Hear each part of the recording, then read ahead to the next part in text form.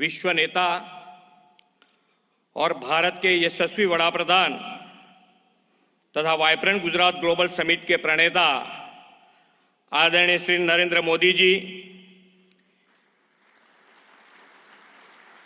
इस कार्यक्रम के मुख्य अतिथि His Highness Sheikh Mohammed bin Zayed Al Nahyan, President UAE, His Excellency Jose Ramos Horta, President Timor Leste, His Excellency Filipe Nyusi, President Republic of Mozambique, His Excellency Petr Fiala, Prime Minister चेक Republic, इस summit के partner countries के माननीय ministers, विश्व के विविध देशों से पधारे एम्बेसडर्स, गुजरात के माननीय गवर्नर आचार्य देवव्रत जी, माननीय केंद्रीय मंत्रीगण और गुजरात के मेरे सहयोगी मंत्री, मैं आप सभी को गुजरात की धरती पर हृदय से स्वागत करता हूं। वाइब्रेंट समिट के पायोनियर एंड आर्किटेक्ट आदरणीय प्रधानमंत्री श्री नरेंद्र मोदी ने वाइब्रेंट समिट को बिजनेस ब्रांडिंग के साथ बॉन्डिंग का भी समिट कहा है। आज यहां आप सभी की गौरवमयी उपस्थिति प्रधानमंत्री श्री की इस बात को चरितार्थ करती है। वाइब्रेंट गुजरात ग्लोबल समिट 2024 के खास बनाने वाले 34 पार्टनर कंट्रीज और 16 पार्टनर ऑर्गेनाइजेशन के प्रतिनिधियों का 130 से अधिक देशों के डेलीगेट्स का भी मैं सम्मान के साथ स्वागत करता हूं। Global industries and business community के चेयरपर्सन, सीईओज तथा सीनियर रिप्रेजेंटेटिव्स का भी गुजरात की धरती में स्वागत है। भारतीय संस्कृति के वसुधैव कुटुंबकम, एक पृथ्वी, एक परिवार, एक भविष्य के विचार को प्रधानमंत्री श्री नरेंद्र भाई मोदी ने विश्व तक पहुंचाया है। माननीय प्रधानमंत्री श्री नरेंद्र मोदी जी के नेतृत्व में हाल ही में संपन्न हुई भारत की G20 प्रेसिडेंसी भारतवासियों के लिए एक बड़ी उपलब्धि रही है। आज गुजरात ने विश्व व्यापार, वाणिज्य एवं औद्योगिक क्षेत्र में प्रमुख स्थान हासिल किया है। यह आदरणीय श्री नरेंद्र भाई मोदी के दूरंदेशी तथा कुशल नेतृत्व का ही परिणाम है। आज हम सब वाइब्रेंट गुजरात ग्लोबल समिट 2024 को सफल बनाने के विश्वास के साथ यहाँ एकत्र हुए हैं। 21वीं सदी की शुरुआत में कई चुनौतियों से घिरे गुजरात को तत्कालीन मुख्यमंत्री श्री नरेंद्र भाई मोदी ने वाइब्रेंट समिट के माध्यम से आशा की नई किरण दिखाई थी। 2003 में वाइब्रेंट गुजरात जैसे ये विजनरी इवेंट का प्रारंभ करते हुए आदरणीय श्री नरेंद्र भाई ने कहा था, Gujarat can and Gujaratis will. आज यह समिट 2 दशक की असीम सफलता से पूरे विश्व के लिए नॉलेज शेयरिंग तथा नेटवर्किंग का सम्मानित मंच बन गया है। आज हम बड़े गौरव से कह सकते हैं कि आपकी प्रेरणा से ही Gujarat best destination for investment तथा देश के विकास का ग्रोथ इंजन बन गया है। आदरणीय नरेंद्र भाई जी हर वाइब्रेंट समिट में गुजरात के वर्ल्ड क्लास डेवलपमेंट का विजन और नई पहलों की परिकल्पना हमें दी है। आप ही के मार्गदर्शन और नेतृत्व में गुजरात ने इसे भली भांति साकार किया है। गुजरात आप ही के मार्गदर्शन में पॉलिसी ड्रिवन स्टेट बना है। हम हमारी पॉलिसी के प्रति कमिटेड हैं। हम हर कमिटमेंट को ऑनर करते हैं। प्रधानमंत्री जी ने गुजरात में ग्लोबल फाइनेंस एक्टिविटीज शुरू करने का विजन दिया और परिणाम स्वरूप उनके मार्गदर्शन में गिफ्ट सिटी आज वर्ल्ड की अनेक बड़ी फाइनेंशियल और फिनटेक कंपनियों का हब बन गया है। धौलेरा, SIR, साणंद मंडल बेचराजी का ऑटो मैन्युफैक्चरिंग हब, विश्व का सबसे बड़ा renewable energy park, medical devices तथा bulk drug park, semiconductor display fab उत्पादन, in space cluster, defence and aerospace manufacturing, ऐसे अनेक उपलब्धियों और विकास के नए कीर्तिमान गुजरात ने वाइब्रेंट समिट की सफलता के फलस्वरूप हासिल किया है।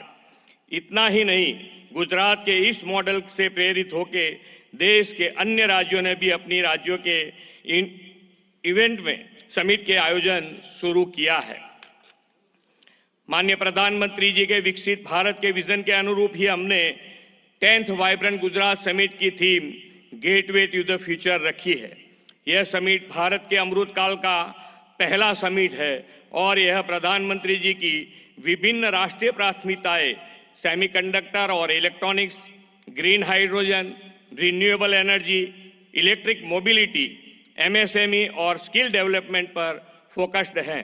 मुझे यह बताते हुए अत्यंत खुशी हो रही है कि इस वाइब्रेंट समिट के उपलक्ष्य में हो रहे एमओयूज की 50% एमओयूज ग्रीन एमओयूज हैं। क्लाइमेट चेंज की चुनौतियों का सामना करने और पर्यावरण की रक्षा के प्रधानमंत्री जी के विजन को साकार करते हुए ग्रीन ग्रोथ, रिन्यूएबल एनर्जी और सस्टेनेबल डेवलपमेंट के प्रति हमारी प्रतिबद्धता ये एमओयूज दर्शाती है। आर्थिक विकास पर बल देने के साथ गुजरात सरकार ने हमेशा सोशल सेक्टर डेवलपमेंट और क्वालिटी ऑफ लाइफ पर भी ध्यान केंद्रित किया है। देश के इस अमृत काल में आयोजित हो रहा यह वाइब्रेंट समिट हमारे लिए अमृत भविष्य का रोड मैप तय करेगा।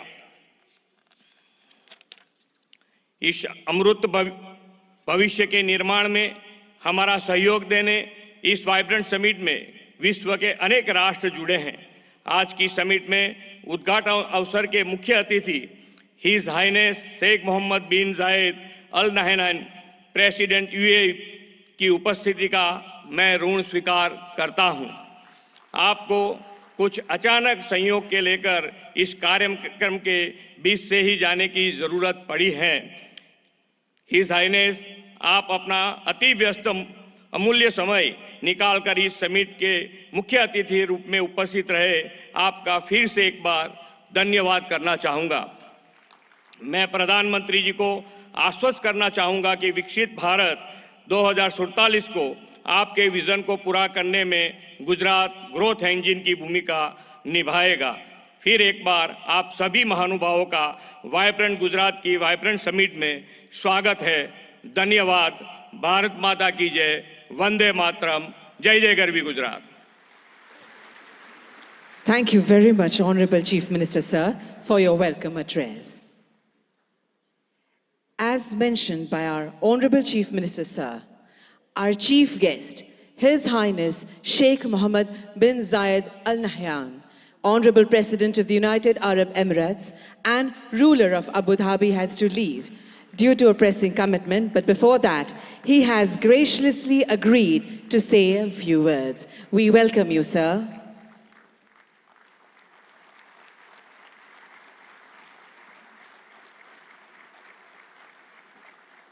Thank you.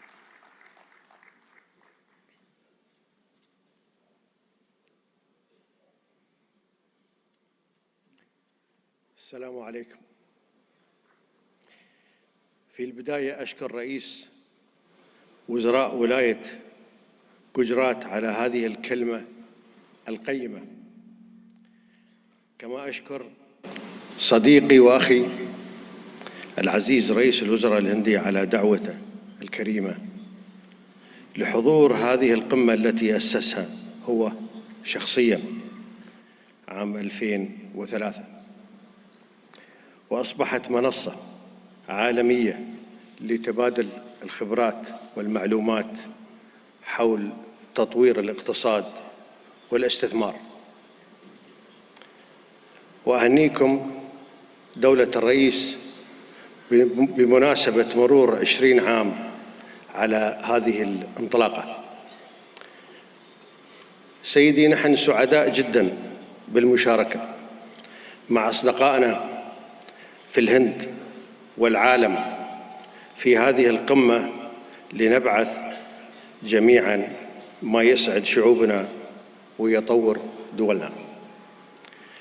كما أشكر المشاركين والمنظمين لهذه القمة، وأتمنى للجميع النجاح والتوفيق والخروج بنتائج تخدم التعاون والتنمية والازدهار للجميع. شكرا.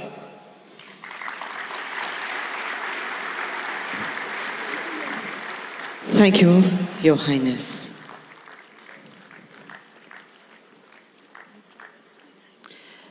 We profusely thank him for his words of appreciation. It is indeed our honor and privilege to have him over here. Our Honorable Prime Minister will see him off and will join us back in few moments. But we shall continue the program.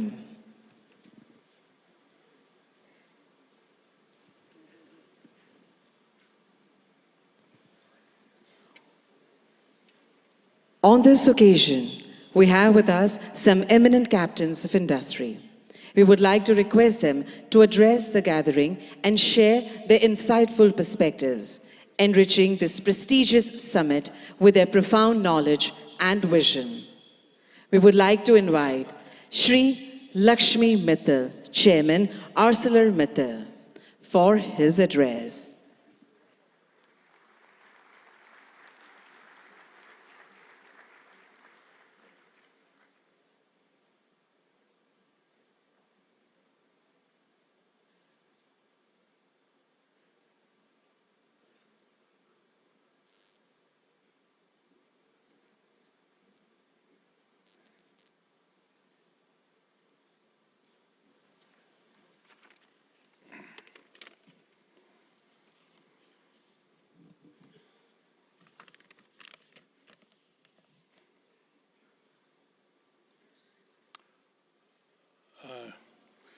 नमस्कार।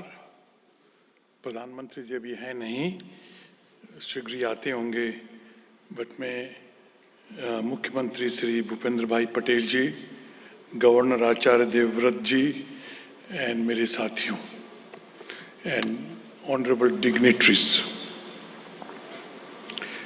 पिछले साल सितंबर में vibrant Gujarat की 20वीं anniversary पे मैं यहाँ आया था और प्रधानमंत्री जी ने बताया कैसे आइडियाज़, इमेजिनेशन और प्रोसेस कंटिन्यूटी के आधार पर इस मेगा ग्लोबल इवेंट को एक इंस्टीट्यूशनलाइज्ड स्ट्रक्चर मिला है।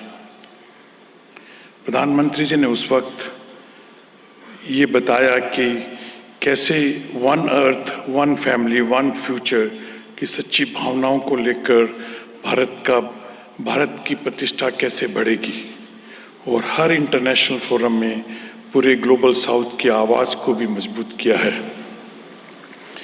माननीय मुख्यमंत्री भाई पटेल जी, मैं आपको भी डेवलपमेंट को आगे रखने और इन्वेस्टमेंट्स को आकर्षित करने और एडमिनिस्ट्रेशन को स्तर ऊंचा उठाने के लिए बधाई देता हूं।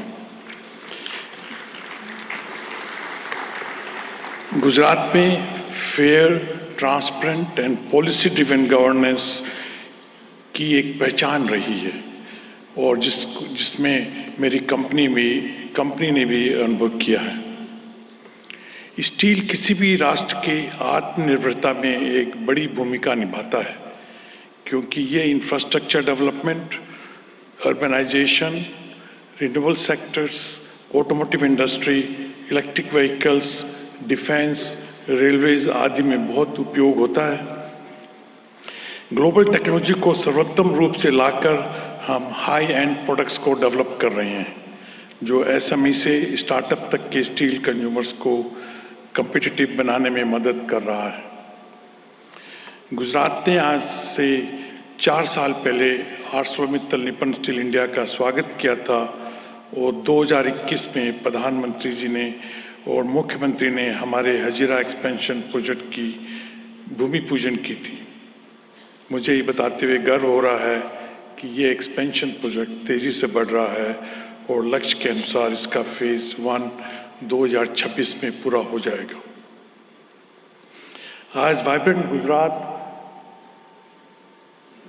2024 के इस मौके पर हमने सेकंड फेज के लिए MOU साइन किए हैं। जब ये प्रोजेक्ट 2029 में पूरा होगा 24 million tonne crude steel production की क्षमता के साथ 800 मित्तल निप्पन स्टील इंडिया का हजीरा साइट विश्व के सबसे बड़े single location integrated steel plant में से एक बन जाएगा। हमें पूरा भरोसा है कि गुजरात सरकार के सहयोग के साथ हम इस प्रोजेक्ट को अगले 5 साल में पूरा करने में सफल होंगे। हम केवल स्टील में नहीं है बल्कि रिन्यूएबल एनर्जी, ग्रीन हाइड्रोजन जैसे इमर्जिंग सेक्टर्स में भी निवेश कर रहे हैं। मैं ये कहना चाहता हूँ कि हम देश के लिए अगला 20 साल बहुत महत्वपूर्ण है और मैं आप सब लोगों को विश्वास दिलाना चाहता हूँ कि आत्मनिर्भर और विकसित भारत के 2047 के विजन को पूरा करने के लिए हम रेडी हैं। मैं इन सब प्रधानमंत्री, मुख्यमंत्री, गवर्नर साहब, इन सब लोगों को मेरे को मंच पे आने के लिए मौका देने के लिए मैं आप लोगों का बहुत आभारी हूँ। नमस्कार। सर, आपके महत्वपूर्ण संबोधन के लिए आपका बहुत बहुत धन्यवाद। We would now like to invite Mr. Toshihiro Suzuki, President, Suzuki Motor Corporation, Japan, to please deliver his address.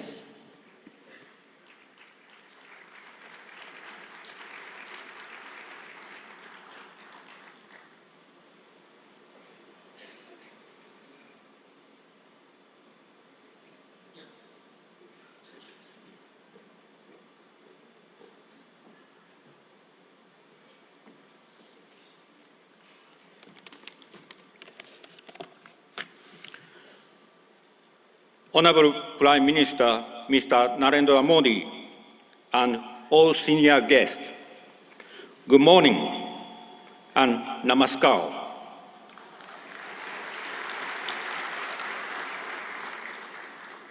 I'm Toshihiro Suzuki from Suzuki Motor Corporation, Japan. I'm much honored to be invited to this ceremony.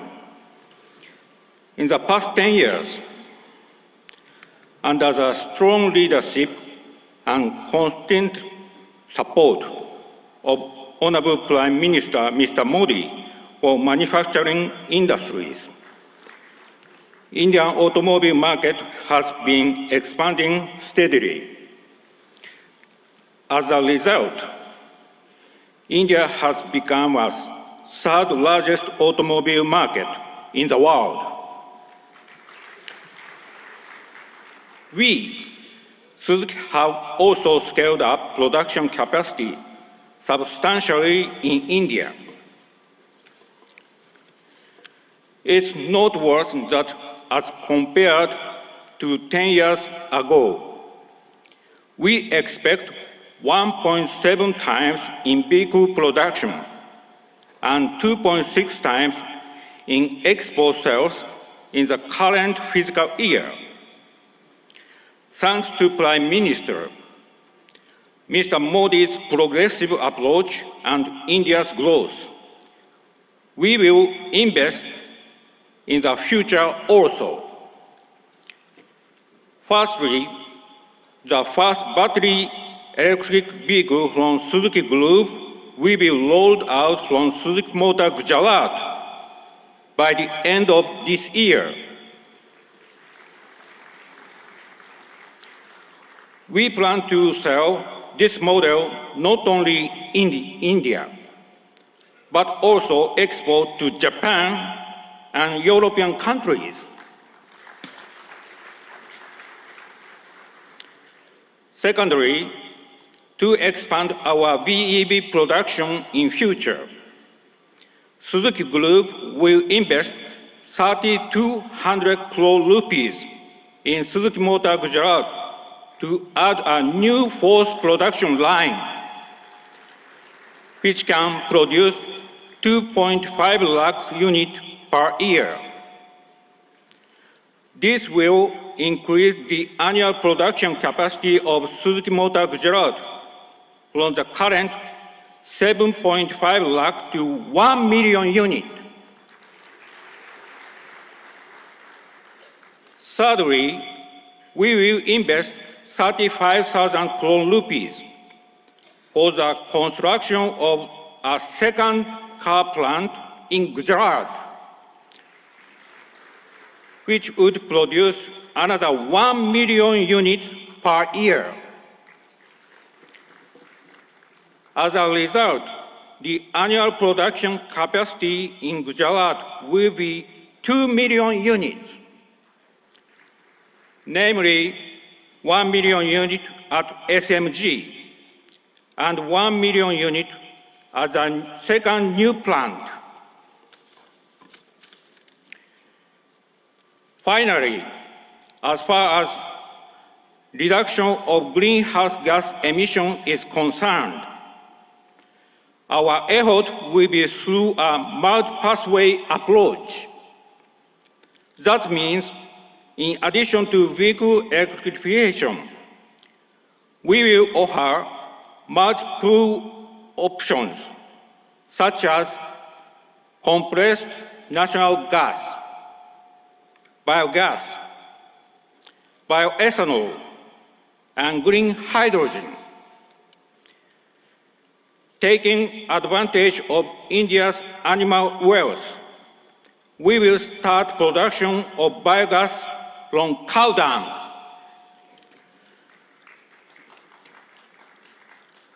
Together with National Dairy Development Board and Balance Dairy, Suzuki has already started construction of 4 biogas plants in Gujarat. Suzuki Group will always work to provide a variety of sustainable customer-oriented mobility options. Thank you for your kind attention. Thank you very much, sir. We would like to invite Shri Mukesh Ambani, Chairman, Reliance Industries Limited.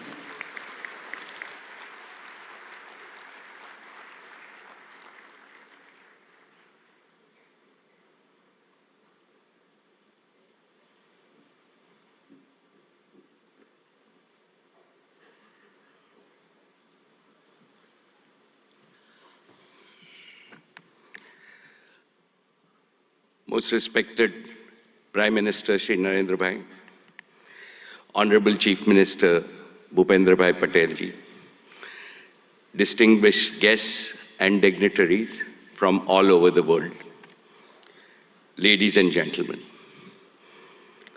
Welcome to Gujarat and the 10th Vibrant Gujarat Summit, the most prestigious investor summit in the world today. No other summit of this kind has continued for 20 long years and going from strength to strength. This is a tribute to our Prime Minister, Shri Narendra Bhai Modi's vision and consistency. I have been one of the fortunate few to have participated in every single edition of Vibrant Gujarat. I have come from the city of the gateway of India to the gateway of modern India's growth, Gujarat. I am a proud Gujarati. Mane Gujarati hovanu abhiman છે.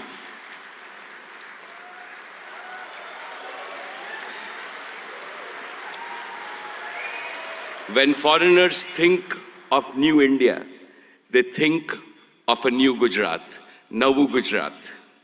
How did this transformation happen? Because of one leader, our beloved leader who has emerged as the greatest global leader of our times. And he is Shri Narendra Bhai Modi, the most successful Prime Minister in India's history.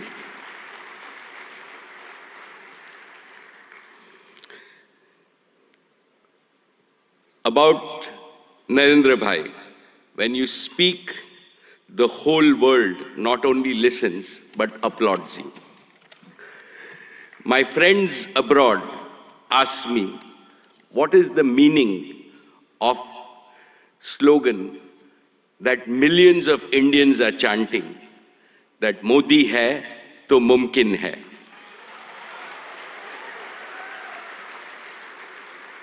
I tell them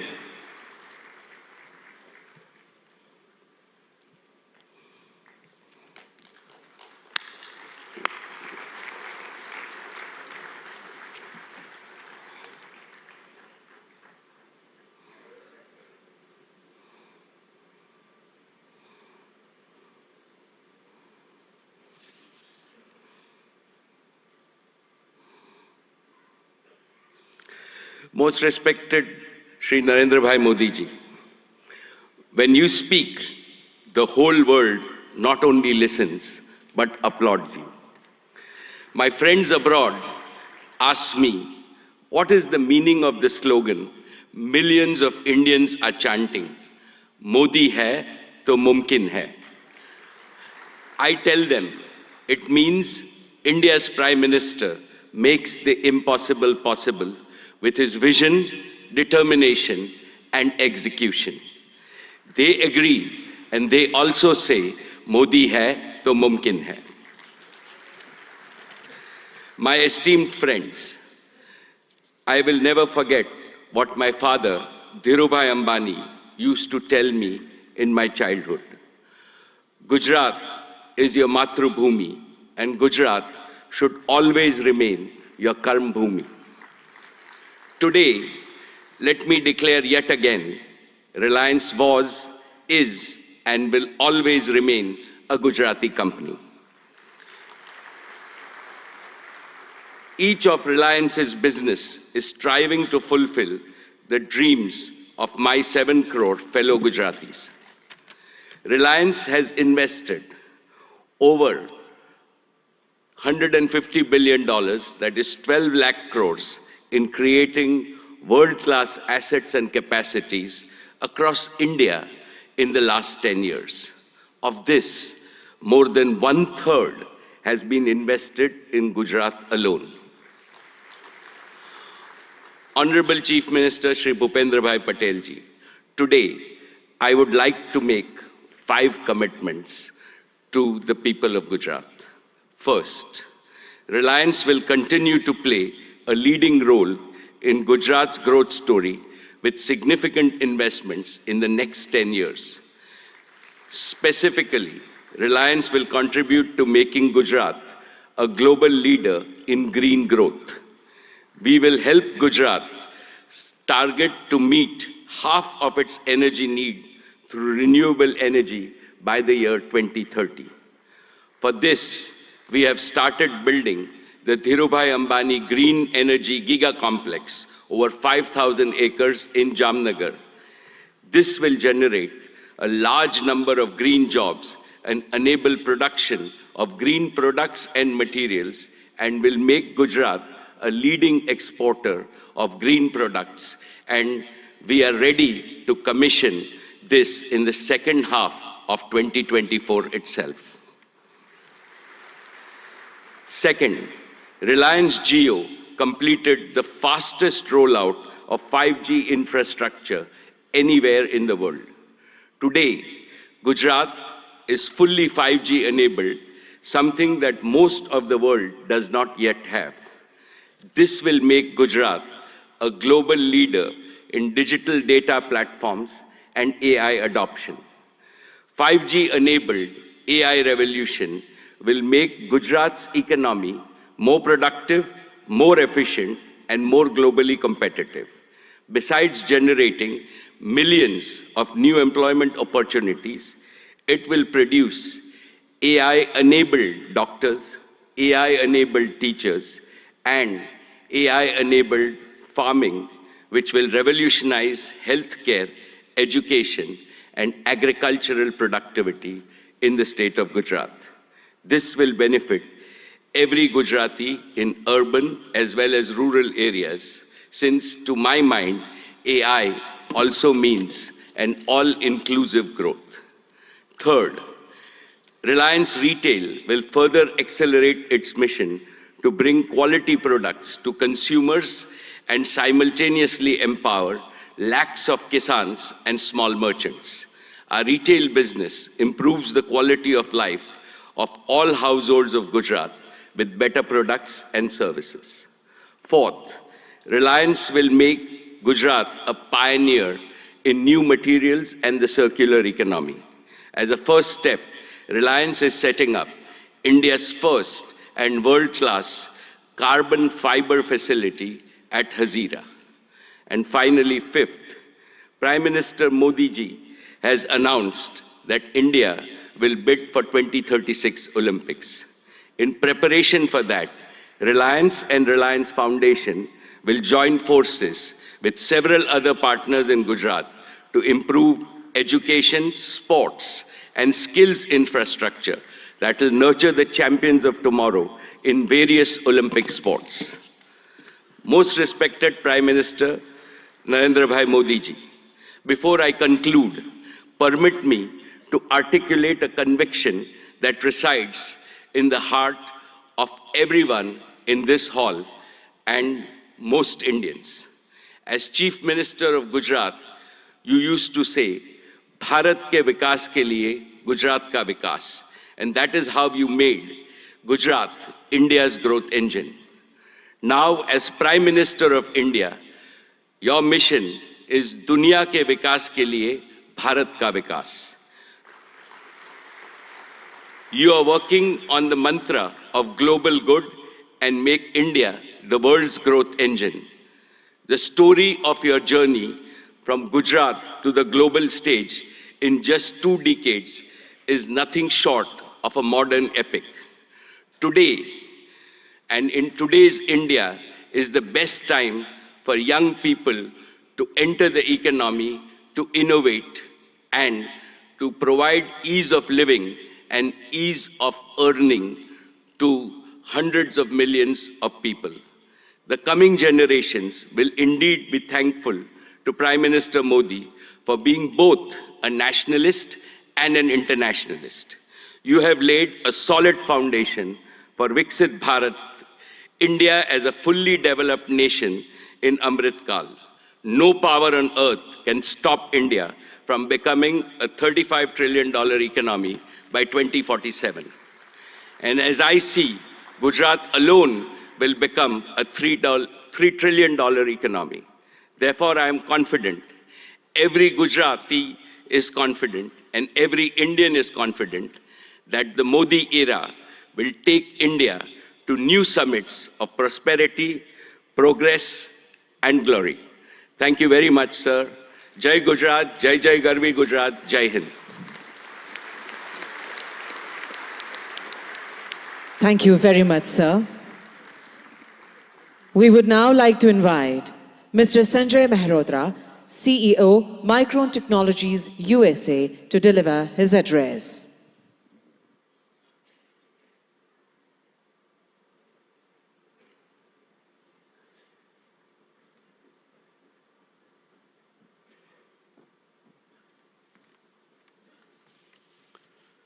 Namaste and good morning. I would like to open by thanking Prime Minister Modi ji. Your vision to make India a global hub for semiconductors will be a huge economic driver for India's future as India marches toward becoming the third largest global economy. I would also like to recognize the several industry leaders who are going to be speaking here today and have already spoken.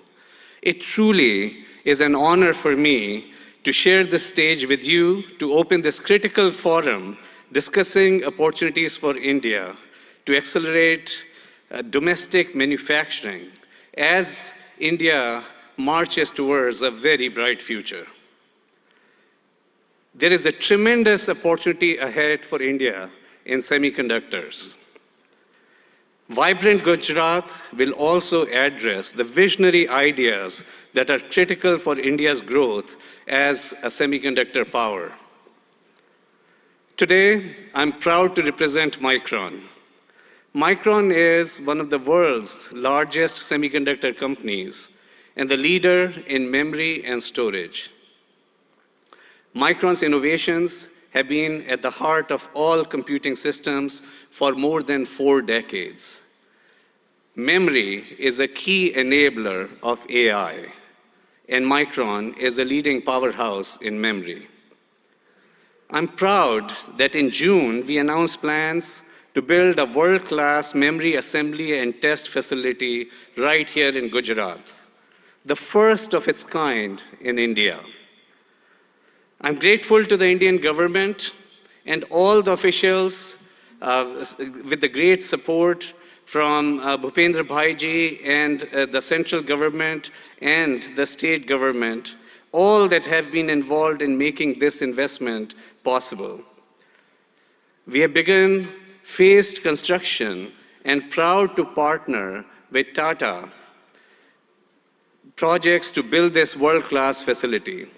In fact, I visited this facility just yesterday, and the construction is coming along very nicely. The first phase, 500,000 square feet of planned clean room space, will be operational by early 2025. Hiring has already begun, and we estimate that this project will create 5,000 new direct jobs for Micron here in Sanand, Gujarat, and will also create an additional 15,000 community jobs over the coming years. The combined investment by Micron and the government over the course of both phases could reach up to 2.75 billion US dollars. Government support will help fund the project and facilitate access to essential semiconductor infrastructure and resources, which will drive innovation and enhance local talent development. We see our investment helping initiate a cluster of semiconductor investment, building momentum that will benefit India's manufacturing goals. We are hopeful that our investment will help catalyze other investments in the sector, strengthen India's manufacturing capability, drive innovation, and support broader job creation. In fact, I'm pleased that my good friend Jeffrey Chen, who's going to be speaking here soon, of Simtech, is considering bringing his substrate manufacturing capabilities here to Gujarat in support of Micron's plant here. This is an example of the ecosystem, the cluster that Micron is capable of generating as an anchor semiconductor company here in Gujarat, here in India. We are proud to partner with India to bring advanced semiconductor memory assembly and a greater technology manufacturing ecosystem to Gujarat. Together, we are building the future of technology manufacturing, not just for Micron, not just for Gujarat, not just for India, but for the world. Thank you. Thank you very much, sir.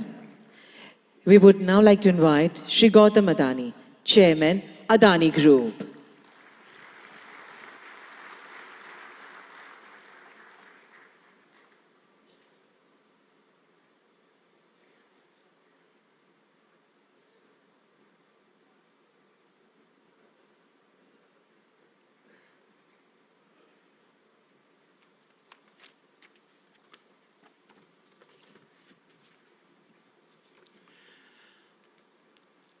Honorable Prime Minister, Shri Narendra Modi,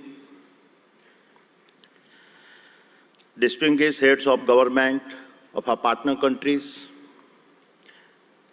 His Excellency Governor of Gujarat, Honorable Chief Minister Shri Bhupendra Patel, distinguished ministers, captains of industries, and my dear friends. Good morning. It is a privilege to address the 10th Vibrant Gujarat Summit. I take immense pride in having been a part of every one of these summits. Honorable Prime Minister, Vibrant Gujarat is a stunning manifestation of your extraordinary vision. It has all your hallmark signatures, merging grand ambition, massive scale, meticulous governance, and a flawless executions. It ignited a nationwide movement as all our states march forward, competing and cooperating to fundamentally remodel India's industrial landscape. The statistics of the past decade are remarkable. Since 2014, India's GDP has grown by 185% and per capita income by a stunning 165%. This achievement is unparalleled, especially considering this decade's geopolitical conflicts and a pandemic challenges. Honorable Prime Minister, your achievements on the international stage are equally remarkable. You have taken us from a country seeking a voice on a global platforms to a nation that now creates the global platforms. The Solar Alliance platform, an initiative you conceptualized, and your leadership at the G20 platform set a benchmark for a more inclusive world order. Adding the Global South to the G20 is a defining moment in our modern history. Honorable Prime Minister, you don't just predict the future, you shape it. You have reoriented India to become the world's fastest growing nation and position her as the global social champion driven by the two philosophies of Vasudev Kutumbakam and a Vishwaguru. And the best is yet to come. With your foresight in harnessing India's youth to build a Viksit Bharat and make India a fully developed nation by 2047, you have ensured that the India of today is poised to shape the global future of tomorrow. Honorable Chief Minister, at the previous summit, I announced our investment of over rupees 55,000 crores by 2025. We have already surpassed rupees 50,000 crore across the various sectors I had promised and have vastly exceeded our target of 25,000 direct and indirect jobs. Today, I commit to further investments. We are constructing the world's largest green energy park in a Khavda district, Kutch, generating 30 gigawatt of our renewable energy over 725 square kilometer. Even visible is from space. We are expanding the green supply chain for an Atmanirbhar Bharat and creating the largest integrated renewable energy ecosystems.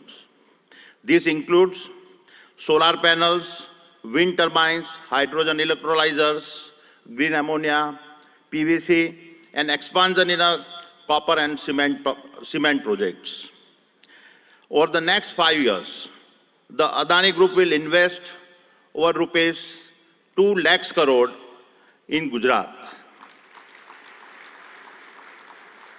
thereby creating over 100,000 direct and indirect jobs. I am grateful for your support. It is my commitment that I will do my part to contribute to a Viksit Gujarat. Thank you. Jai Jai Garvi Gujarat. Jai Hind. Thank you very much, sir. We would now like to invite Mr. Jeffrey Chen, Global CEO, Simtech, South Korea.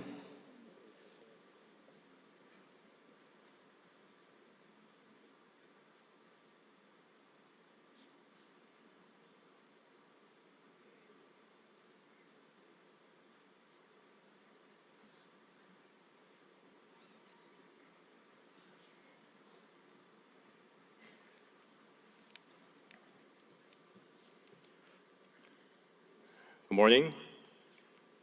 Thank you, Honorable Prime Minister, Head of State, Government, Union and State Ministers, senior officials of Government of India, and the State Government of Gujarat for hosting Vibrant Gujarat Global Summit 2024. It is my great honor to participate in this event and given the opportunity to interact with global and national industry leaders and other distinguished guests.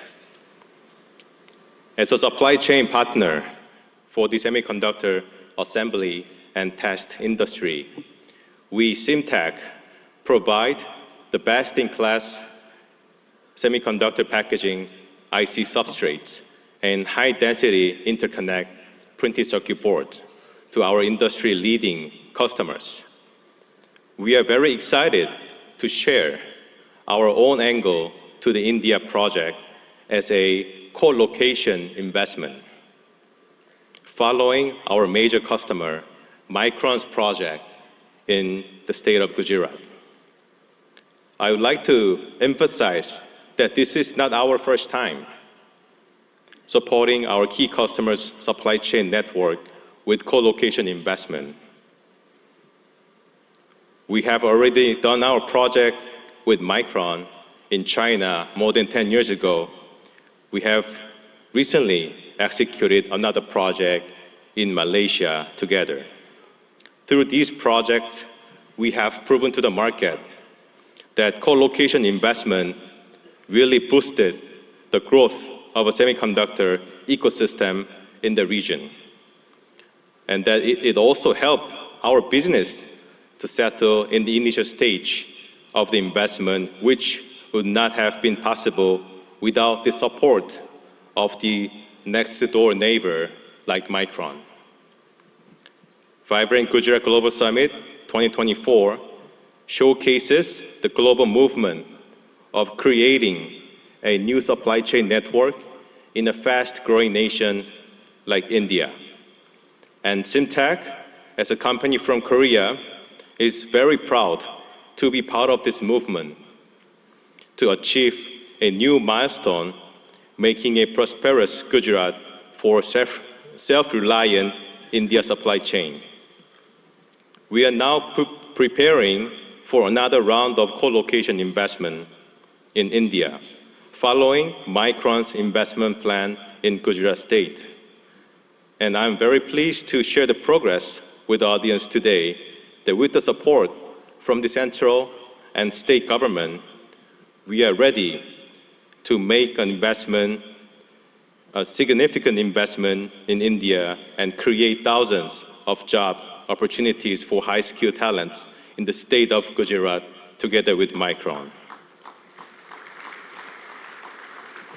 And most of all, elevating the India's PCB and IC packaging substrate industry to another level to make India's presence in the semiconductor supply chain network much stronger. We really look forward to further supporting our customers' supply chain, both in India and globally. And we will further enable India's domestic players to be part of the global supply chain ecosystem. Thank you very much. Thank you very much, sir. We now invite Shri N. Chandrasekharan, Chairman, Tata Sons Limited, for his address.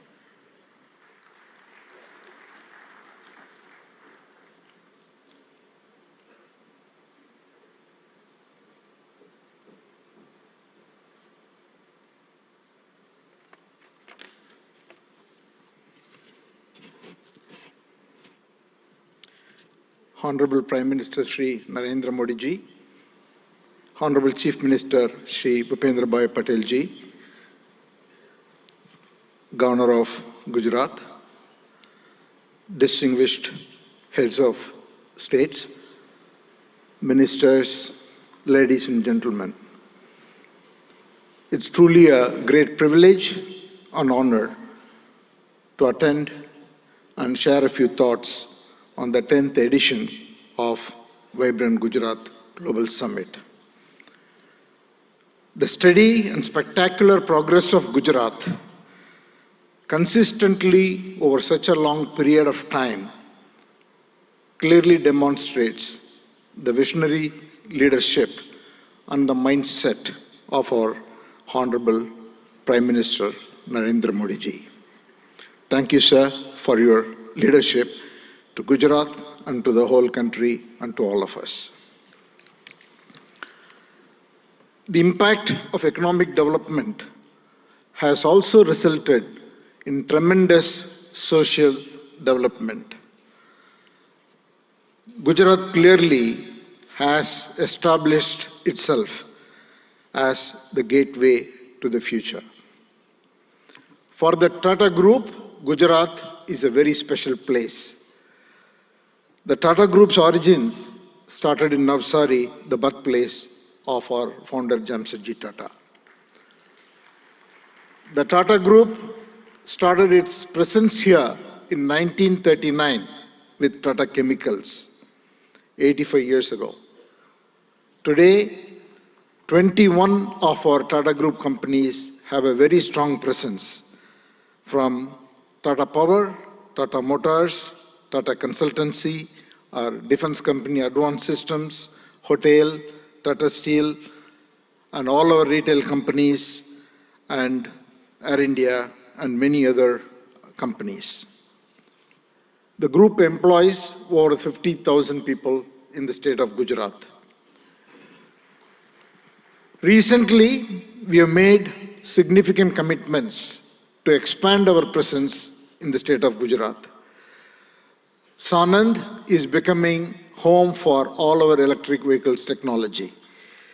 We expanded the footprint in Sanand with additional capacity so that we can meet the growing demands of the electric vehicles. We concluded and are about to launch the building of a huge gigafactory for 20 gigawatts of lithium-ion batteries in Sanand.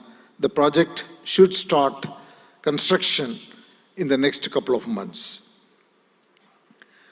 Then we also are building the C-295 defense aircrafts, initially in Vadodara and then in Dholera, and that work is going on full swing. The Tata Group has also made a commitment and is on the verge of concluding and announcing a huge semiconductor fab in Dholera. And we are about to complete these negotiations and start in 2024. In addition to that, the Tata Group is also building, in partnership with the Government of India and Gujarat government, an Indian Institute of Skills Institute, which will be constructed over 3.2 lakh square feet and should be fully operational and will train more than 25,000 professionals every year, primarily in advanced manufacturing, electric vehicles, advanced electronics, and then hospitality. And the project's first phase will be launched in March 2024. In all, we see Gujarat as a very, very important destination, not only for business growth, but for the future advanced technology industries that India is looking to grow at. With all this, Gujarat is one of the most important destinations for the Tata Group, and we hope to play a very important role in the future of the economic development of this state.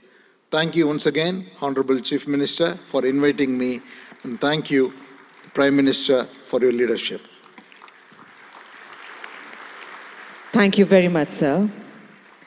We now invite Mr. Sultan Ahmed bin Sulayem, Chairman, DP World, UAE, for his address.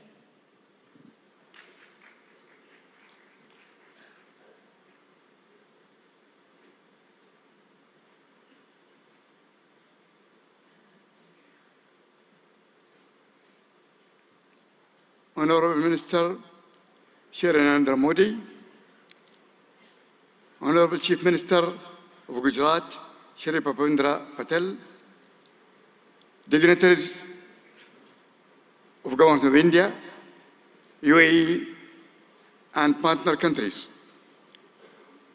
Distinguished guests, good morning. It's a great honor and a privilege to address the inaugural session of the 10th edition of the Vibrant Gujarat Global Summit. It is heartening to see Honorable Prime Minister Modi's vision of Vibrant Gujarat became a reality.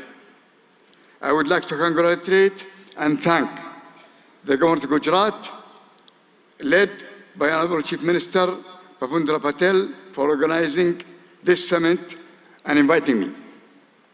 The 10th edition of the Vibrant Gujarat Summit truly showcases its exponential rise as India's premier business forum, guiding the nation to Honorable Prime Minister's vision of Viksit Bharat 2047. Gujarat also have been a pioneer in developing and promoting various industrial clusters and states, such as the Gujarat International Finance Tech City, the Dholera Special Investment Region, and the Gujarat Maritime Cluster, truly acting as the gateway to the future. Gujarat has a special place within the strong bilateral ties between UAE and India. The UAE is one of the biggest overseas investors in Gujarat, having invested more than $2.4 billion since 2017. And these strong connections have seen Gujarat export more than $7 billion worth of goods to UAE in the last year. India was the fastest growing major economy in the world in 2023. This growth is set to continue under the strong leadership of Honorable Prime Minister Modi and Honorable Chief Minister Patel. Through investment and initiative like Gati Shakti, Gujarat and India will continue to realize their potential economic powerhouses. Like the Vibrant Gujarat Summit, DP World also started our operation in Gujarat in 2003 with the opening of the Mundra International Container Terminal. Since 2003, DP World have invested in the state of Gujarat as well in other states in India in the tune of $2.5 billion. To develop multimodal logistics, ecosystem connection ports to free trade zone, container freight station, inland rail terminal, contract logistic, cold chain, and express cargo services. DP World is planning in the next 3 years to invest, in addition to that, $3 billion. We will continue to support Gujarat economy by building state-of-the-art container terminal at Kandla with a capacity of 2 million containers. Looking ahead, we foresee deeper trade, employment, and cultural collaboration between India and UAE. DP World has signed strategic memorandum of understanding with the government of Gujarat on the sideline of the summit, which reiterates our commitment to the state of Gujarat and India. We are proud to partner with the government for the development of India's logistics sector, and we will continue to support the manufacturing industries of Gujarat and the rest of India to make India goods globally competitive and accessible. I am grateful to the government of Gujarat and to the organizer for inviting me to this summit, and I am certain that the 10th edition of Vibrant Gujarat will set new benchmarks for success for years to come. Thank you very much. Thank you very much, sir. We now invite Mr. Shankar Trivedi, Senior Vice President, NVIDIA Global Field Operations, for his address.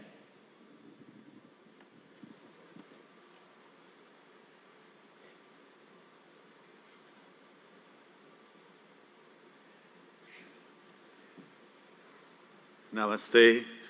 Good morning, Honorable Prime Minister Narendra Bhai Modi ji, Honorable Chief Minister Bhupendra Bhai Patel ji, distinguished heads of state and leaders of government, and captains of industry, ladies and gentlemen, ane bhaiyo ane behno.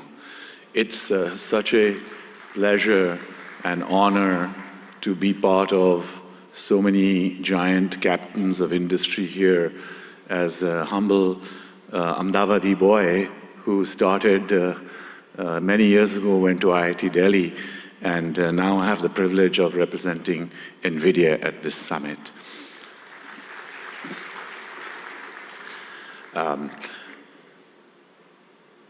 Generative AI is going to change the way we work, the way we do business, the way we govern, the way we live.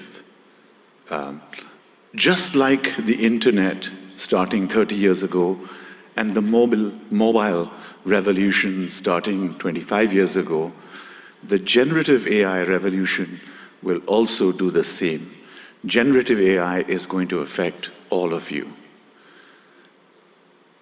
More than 5 years ago, Prime Minister Narendra Bhai Modi ji invited my CEO Jensen Huang to deliver a lecture to all of the heads of Indian governments in the Vigyan Bhavan.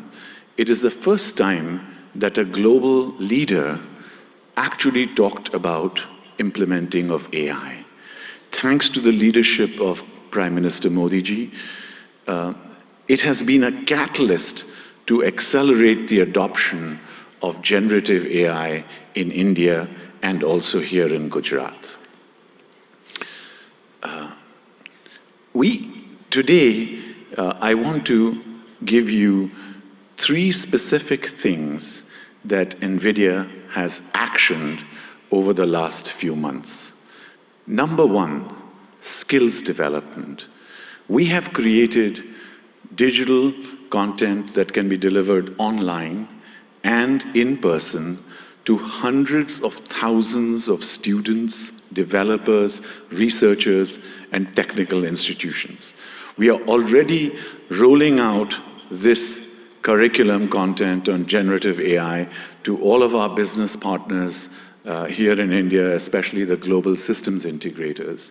We are now most willing and keen and eager to partner with universities and technical institutions here in Gujarat and elsewhere in India to deliver this compelling content to the hundreds and thousands of developers in India. India has scale, India has talent, India has amazing data, India has a unique culture.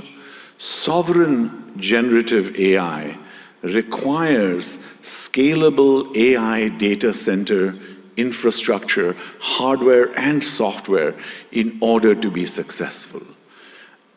So secondly, I'm delighted to tell you that we are partnering with all of India's leading business groups, the Tatas, Reliance Group, and many others, to set up state-of-the-art AI data center facilities and provision them here in India. Specifically today, I'm very happy to inform you that our partner Yotta is setting up a state-of-the-art AI data center here in Gift City, and it will be available and go live before the end of March. Thank you, sir. And thirdly, we are very strong supporters of Make in India. Make in India for India and Make in India for the world. Our partners such as NetWeb and others, Eviden, Atos, are actually already making state-of-the-art AI hardware for consumption here in India and elsewhere in the world. And we are working strongly with partners both in the upstream semiconductor and ecosystems such as Sanjay and his company at Micron and other semiconductor ecosystem partners, as well as downstream partners such as our system OEMs, our ODMs, our contract manufacturers, and other data center providers to establish a very strong AI electronics ecosystem in India, which can service not just here in India and Gujarat, but also the global economy. Thank you again, sir, and it's a pleasure and privilege to be here. Jai Hind, Jai Garvi Gujarat, and of course, God bless America too. Thank you. Thank you very much, sir. We now invite Mr. Nikhil Kamath, co-founder and CFO, Zerodha.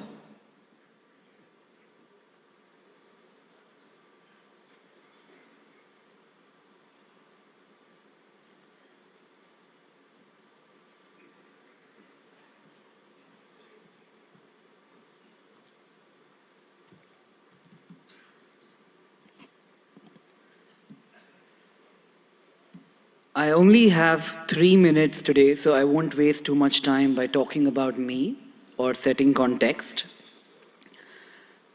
Picture a 17-year-old boy, a school dropout in Bangalore from 20 years ago, not particularly smart, not too educated, and no capital at hand. Bangalore from 20 years ago was a lot quieter, greener, without the vibrance that one might associate with Bangalore today. The fact that I'm able to stand here today in front of all of you, people I have idolized for so long, that opportunity to me has been incredible, and that to me is the India story. I often hear people talking about what India could be 10 years from now, what needs to change, or the fact that we will arrive in 10 years, in 5 years, or a certain period of time from today. I think we are standing too close to the trees and not seeing the forest, because the India I am in today, that is the India that to me has already arrived.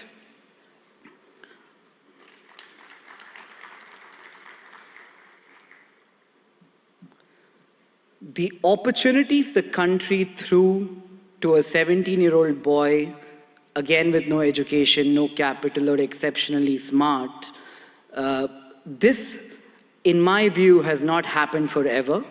The last 10 years have been incredible, and I'm not the only exception here in India.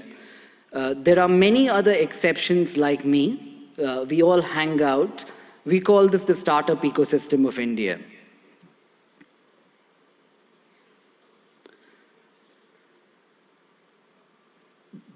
The big change in India from the last decade, in my opinion, also has been that entrepreneurship has moved from something that we have all watched around us, heard in movies, or thought could happen, something that we aspire to entrepreneurship today, which is something that we all are actively trying. You could take an example of this being a housewife watching Shark Tank, a small-time shoe salesman selling online on Flipkart. These are not stories that existed 10 years ago. To that one man in the audience here today, who in my opinion has facilitated this stable ecosystem for people like me to thrive, and millions of other who we call the youth of India to thrive, I would like to say thank you, Modi ji, for having created this ecosystem for all of us.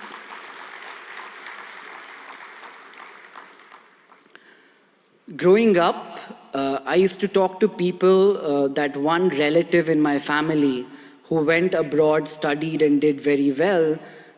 Traveling to the West seemed to be the best thing that could happen to anybody. Today, when I talk to Indians in the West who have done very well, the only thing I hear from them, it's a very young word, I call it FOMO, the fear of missing out.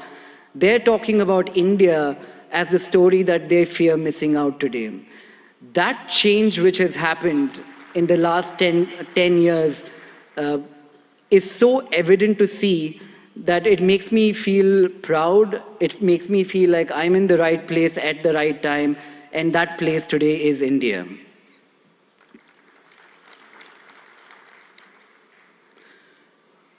I often ask people if their life was a book, what would they call the current chapter? It's a good question for all of us to ask ourselves. When I look at India and I ask myself, what would be this chapter in the book of India? The first word that came up in my mind was arrived. And finally, as I stand here in a room full of politicians, diplomats, dignitaries, mentors, I don't look upon this ecosystem as potential, as the way I'm looking at this today is we're all potential partners in a story that could change the global economic landscape today, and that story is India. And to all the foreign investors here, India is seemingly looking like the coolest party in town. I think what you need to be aware of is if you arrive too late, you might not get in. So I'd like to thank everybody, thank Modi ji for this opportunity. Thank you, everyone. Thank you very much, sir. Today we have with us dignitaries from a number of countries. We would like to invite them to share their thoughts with us today. We would like to invite His Excellency Mr. Shin Hosaka, Vice Minister for International Affairs, Japan.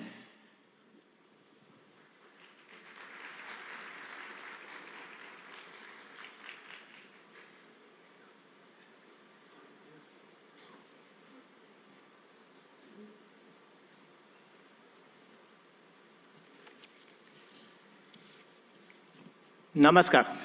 Good morning. Honorable Prime Minister Narendra Modi, Honorable Chief Minister of Gujarat, Pendra Patel, distinguished guests, all the delegates in attendance, my name is Shin Hosaka, Vice Minister for International Affairs of the Ministry of Economy, Trade and Industry of Japan, or METI for short. First of all, on behalf of the Japanese government, I'd like to express our gratitude to Prime Minister Modi for the letter to our Prime Minister Kishida expressing his condolences regarding the large earthquake January 1st in the Noto region in Japan. Thank you very much. Well, thank you for graciously inviting me to Vibrant Gujarat 2024. It's a great honor to have a speech in this Sunday event.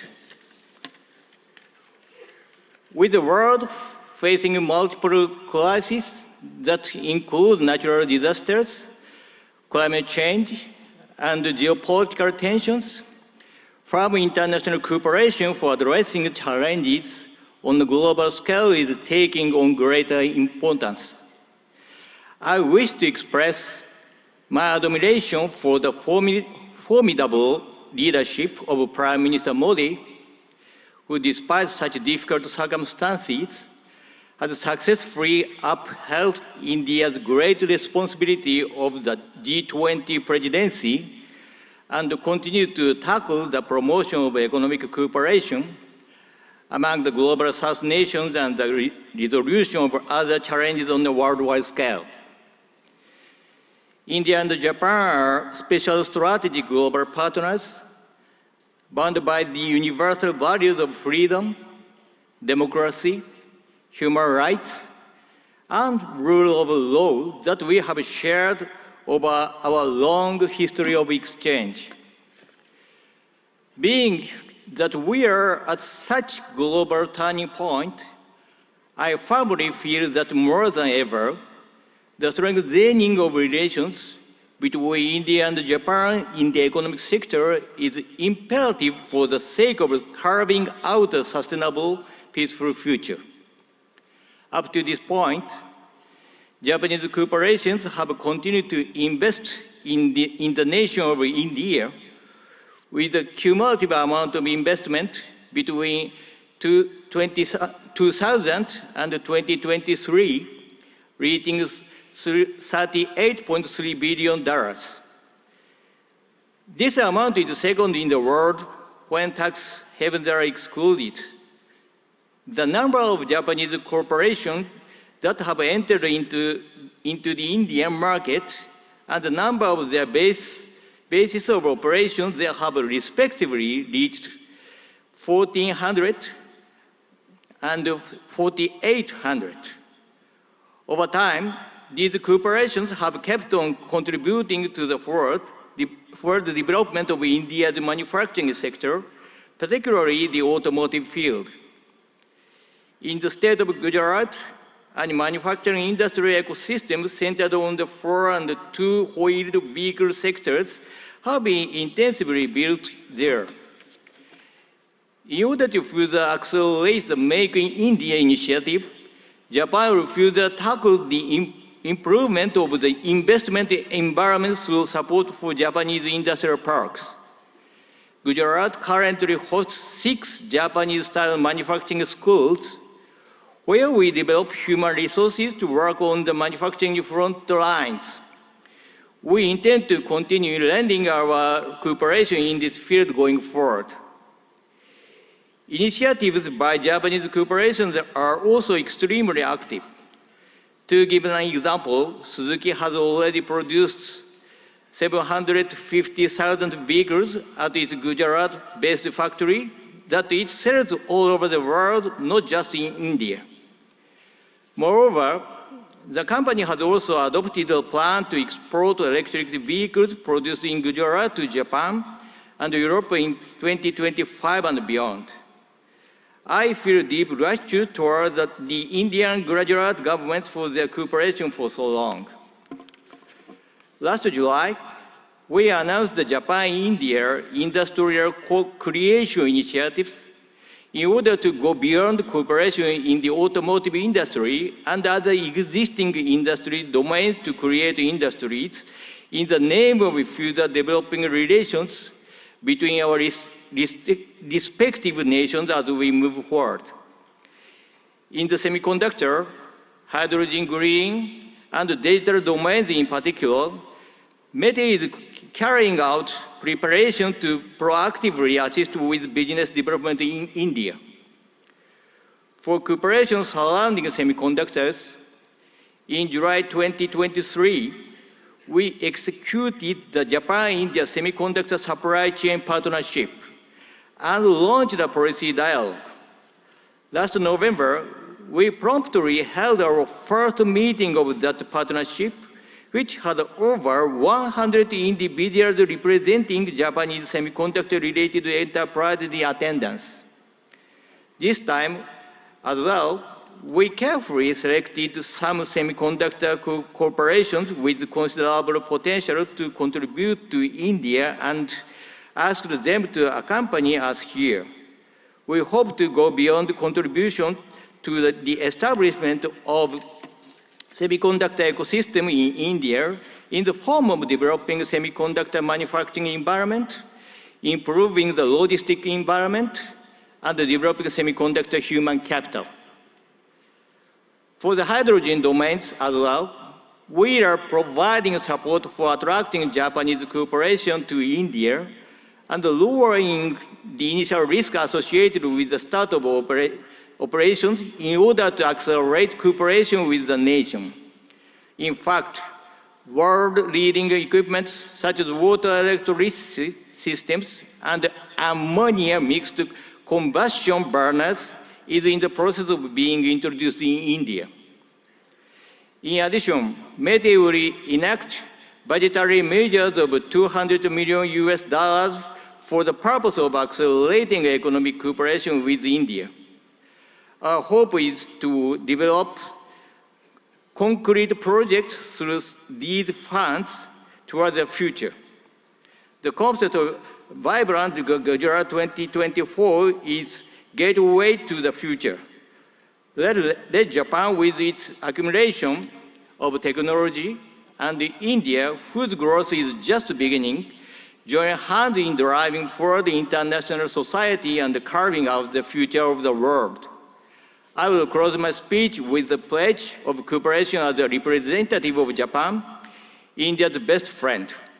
Thank you for being such an attentive audience. Thank you very much. Thank you very much, sir.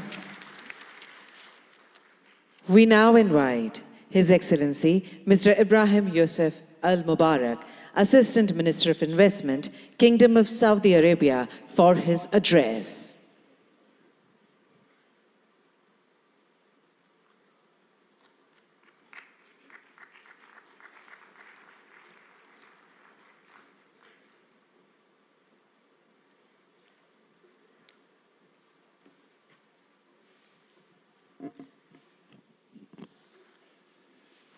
الحمد لله والصلاة والسلام على رسول الله.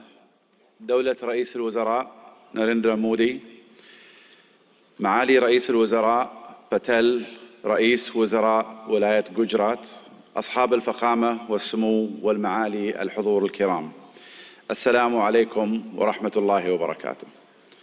نامستي.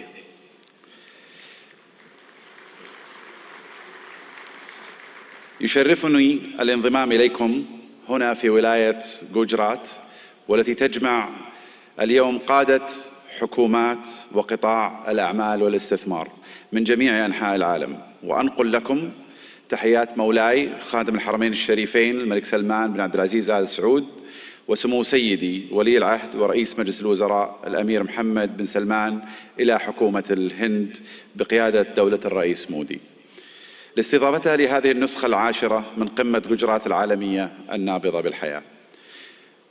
اسمحوا لنا بداية أن نشيد برحلة الهند الاقتصادية المبهرة، والتي وصلت بالهند إلى المرتبة الخامسة على مستوى العالم من حيث الاقتصاد والاستثمار الأجنبي المباشر. كما نهنئكم على رئاستكم الناجحة لمجموعة ال20 كصوت للاقتصادات الناشئة، وهو مما يهمنا بالتأكيد كعضو في مجموعة ال20، إضافة إلى أننا نفخر بانضمامنا إلى البريكس في هذا العام. منذ أن انطلقت رؤية المملكة 2030 قبل ما يقارب 8 سنوات، ارتفع ناتجنا المحلي بنسبة 66%، وتضاعف استثمارنا الأجنبي المباشر 4 مرات، ونحن على بعد نقطة واحدة فقط من هدفنا المتمثل أن تصبح المملكة العربية السعودية أحد أكبر 15 اقتصاداً في العالم بنهاية هذا العقد بإذن الله. إن مكانة المملكة كشريك استثماري في البنى التحتية التقليدية والطاقة في القرن العشرين تتجاوز ذلك، لتشمل القطاعات الصناعية والخدمية في القرن ال21 مثل السياحة والثقافة والنقل والطاقة المتجددة وتقنية المعلومات والاتصالات والمدن والمصانع الذكية، بالإضافة إلى البناء والنفط والغاز. إضافة إلى أن أصول صندوق الاستثمارات العامة السعودي تجاوزت 700 مليار ريال، كما يحتل سوق الأسهم في المملكة المرتبة التاسعة عالمياً، بعد أن صعد من المرتبة ال25 في عام 2016، وقد بلغت الشركات المدرجة في السوق السعودي أكثر من 200 شركة، ويشاركنا اليوم مجموعة من هذه الشركات. إن مشاريع المملكة تعد فريدة من نوعها من حيث النطاق والطموح، لأنها تمثل بعضا من أكبر المشاريع المستقلة على مستوى العالم، وتوفر للمستثمرين فرصة استثنائية لإعادة تعريف الصناعات والحصول على حصة في السوق، ومنها نيوم، مشروع البحر الأحمر، القدية والعلا، ومشروع بوابة الدرعية وغيرها من المشاريع. وخلال هذه القمة ستتاح لكم الفرصة لمعرفة المزيد مباشرة من الأشخاص الذين صمموا هذه المشاريع وقادوها منذ البدايات. أصحاب الفخامة والسمو والمعالي الحضور الكريم، إن المملكة العربية السعودية لا تشترك مع الهند في المصالح الاستراتيجية فحسب، بل تشتركان أيضا في طموحات مماثلة تشمل التحول الرقمي والابتكار والدفاع والفضاء، كما تفخر المملكة بكونها جزءاً من الاتفاقية التاريخية والتي تم الإعلان عنها على هامش قمة مجموعة العشرين المثمرة التي عقدتها الهند في سبتمبر الماضي، وهي اتفاقية إنشاء ممر اقتصادي يربط الهند والشرق الأوسط وأوروبا بالسكك الحديدية وخطوط الموانئ وخطوط الأنابيب كذلك، مثل كابلات البيانات والهيدروجين والكهرباء، مما سيعزز بإذن الله سلاسل الإمداد والتوريد في جميع أنحاء العالم، مع خلق فرص استثمارية غير مسبوقة في المملكة والهند والدول الشريكة الأخرى. في الختام أشكر مضيفين الكرام جميعا على استضافتنا، ونسأل الله لهذه القمة التوفيق والنجاح، وأشكركم جميعا على اهتمامكم وحسن الاستماع. شكرا جزيلا، والسلام عليكم ورحمة الله وبركاته. Thank you very much, sir. We now invite Lord Tariq Ahmed, Minister of State, Middle East, North Africa, South Asia, United Nations and the Commonwealth, UK, for his address.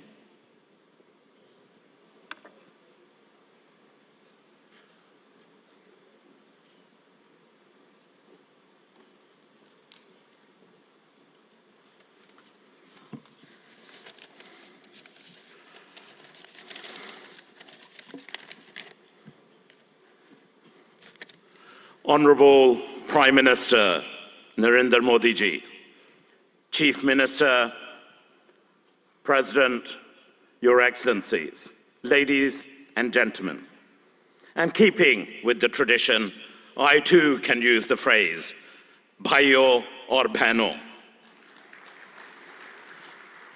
Britani Sarkar ki taraf se, Bharati Sarkar ko namaskar और बहुत-बहुत बधाई हो।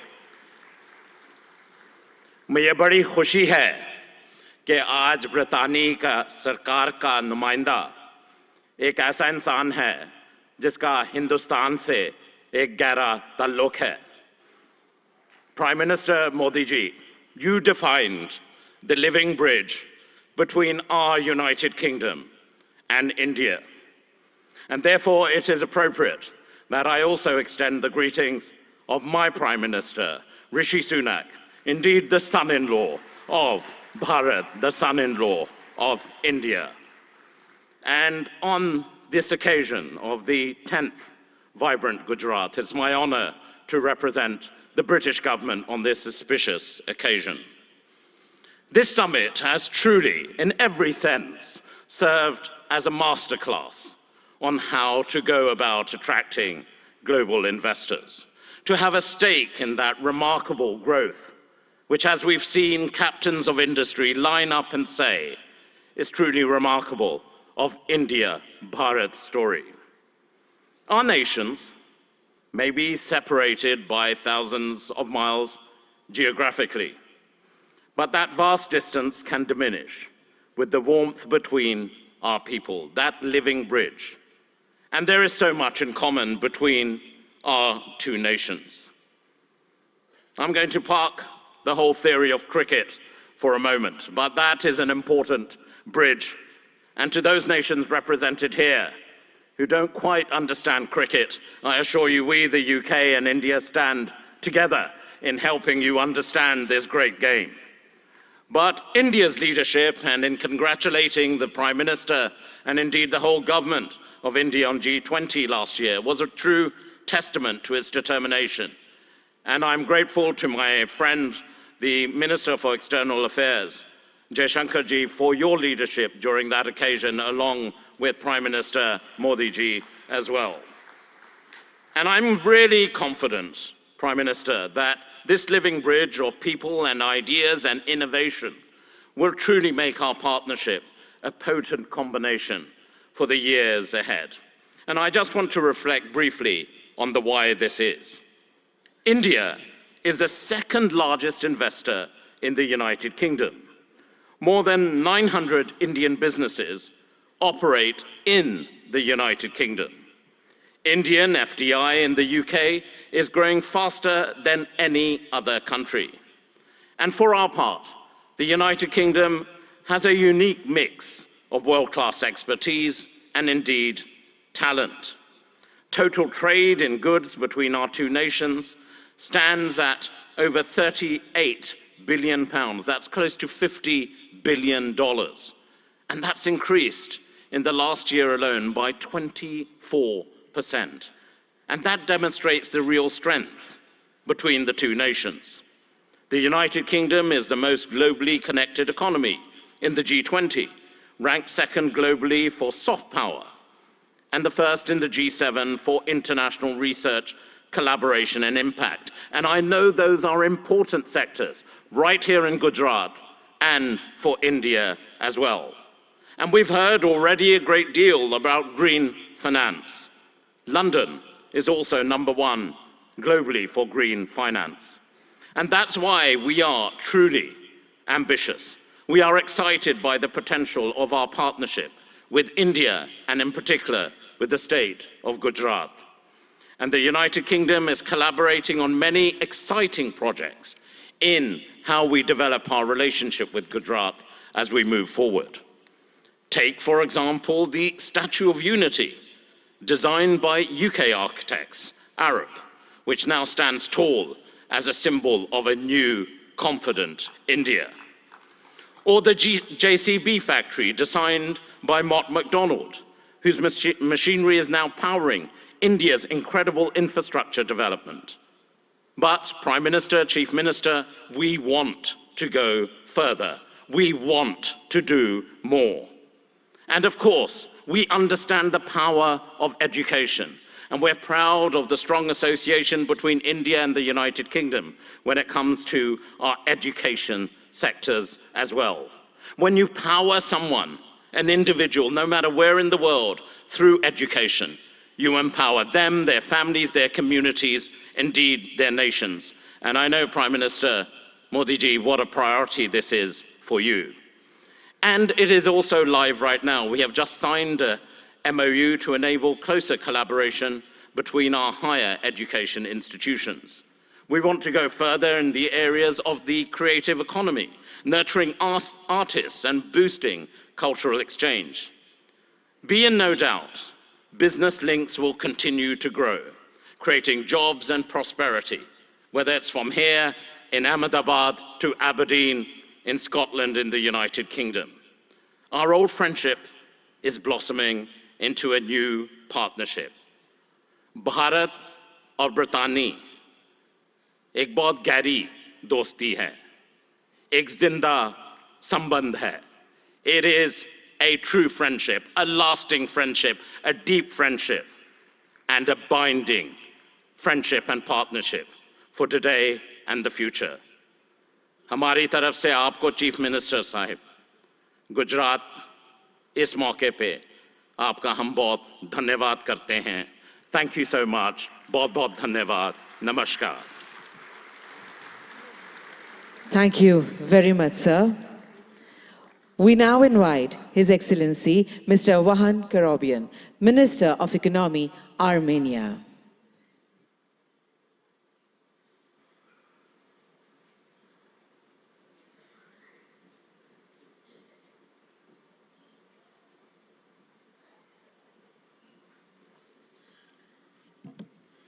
Honorable Excellency Prime Minister Shri Narendra Modi, Honorable Chief Minister of Gujarat Bhuendra Bhai Patel, Excellencies, distinguished guests, ladies and gentlemen. Welcome to the vibrant Gujarat 10th Global Summit. As Minister of Economy of Armenia, I'm delighted to share the remarkable strides of our nation has made, especially in the realm of technology, trade and investment. Our economy has doubled in 3-year time, and economic boom has not only reshaped our domestic landscape, but also positioned Armenia as the most advanced economy within the Caucasus and the Eurasian Economic Union. In the burgeoning tech sector, dynamic trade environment and attractive investment opportunities in Armenia have drawn global attention. Our commitment to continuously improving a business-friendly environment is evident in our progressive policies, which have been instrumental in catalyzing growth and innovation. For example, with our good friends from United Arab Emirates, we managed to increase our mutual trade by 10 times to $2 billion in just 2-3 years, building firm trade bridges between different fragments of the world economy. A pivotal aspect of our economic narrative is the increasing movement of trade and investments between India and Armenia. This bilateral investment flow is a testament to the deepening economic ties between our nations. It's heartening to see Armenian investments finding a fertile ground in India, and likewise, Indian investments flourishing in Armenia. We see investments in high-tech manufacturing, metallurgy, mining, jewelry and diamond cutting, and other sectors. Armenia may also contribute to semiconductor efforts of Gujarat and India, especially in R&D services.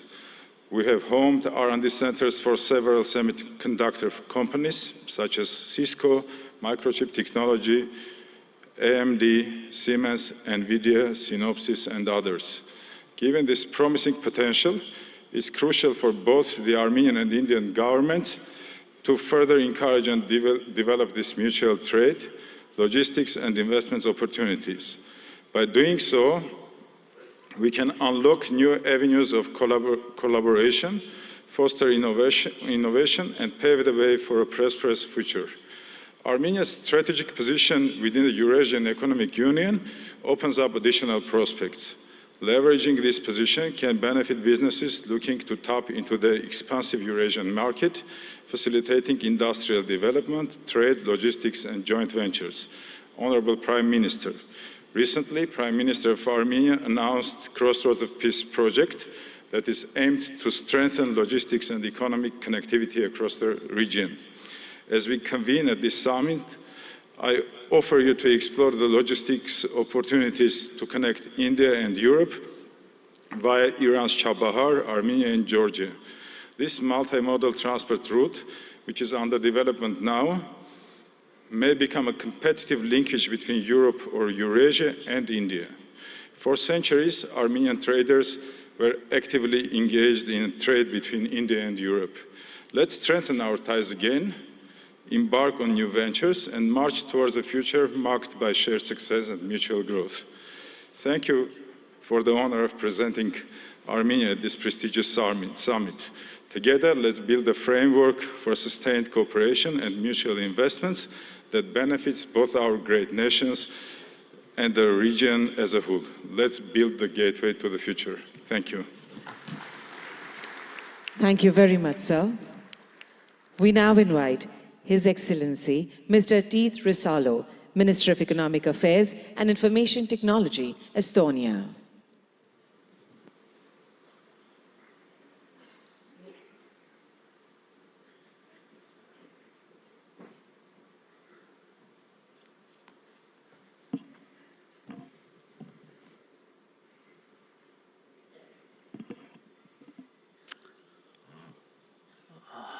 Prime Minister, Chief Minister, Excellencies, ladies and gentlemen, dear friends, Namaste, or Tere hommikust, as we say in Estonian.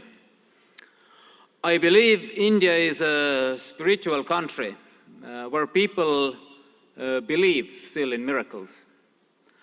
And let me present you one straight away. It's me standing here representing the Republic of Estonia, free and independent country with a population of 1.4 million. Archaeology tells us that Estonians have been living in the same place for 5,000 years. But from the written history of 1,000+ years, we have been independent only 50. Despite that, we have maintained a unique culture and a full-blown, unique language and a full-blown culture. We regained our independence only 30 years ago. We started from zero. We had devastated economy, zero capital, and no major natural resources. For now, we are widely recognized as first and one of the most advanced digital societies. Estonia is a global leader in harnessing the power of technology for its citizens. But the truth is, miracles just don't happen. You have to work hard to arouse them. And that's why we are here, to work together with nations and regions who share the same values: democracy, rule of law, market economy, drive forward. India certainly has an instrumental role to play that those values prevail globally. You have proved it repeatedly, most recently with the excellent execution of the G20 presidency. Thank you again, Prime Minister Modi, for the leadership. Estonia is ready to work with you and offer our best knowledge on digital public goods, on e-governance, cybersecurity, green tech, educational technology, and personal medicine. And we know India grows when the states grow. So we're happy to work on all this with Gujarat, because Gujarat means growth. And then, if we work hard, we know the reward. In the end, the truth alone trumps. Thank you. Hope for a good cooperation. Thank you very much, sir. We now invite His Excellency Mr. Riyad Mazzour, Honorable Minister of Industry and Commerce, Morocco, for his address.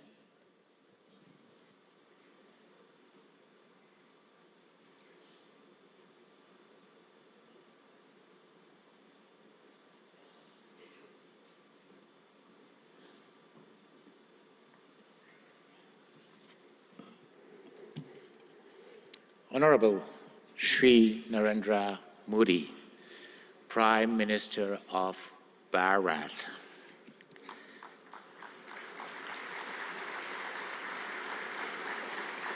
Honorable Chief Minister of Gujarat, Shri Bhavendra Patel.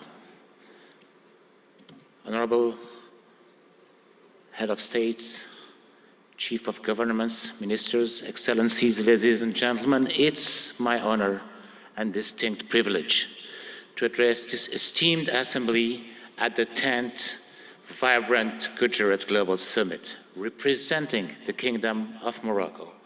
I'm deeply grateful for your gracious invitation extended to by the government of Bharat. This marks a significant milestone as Morocco proudly participates as a partner country for the second time in this globally acclaimed summit.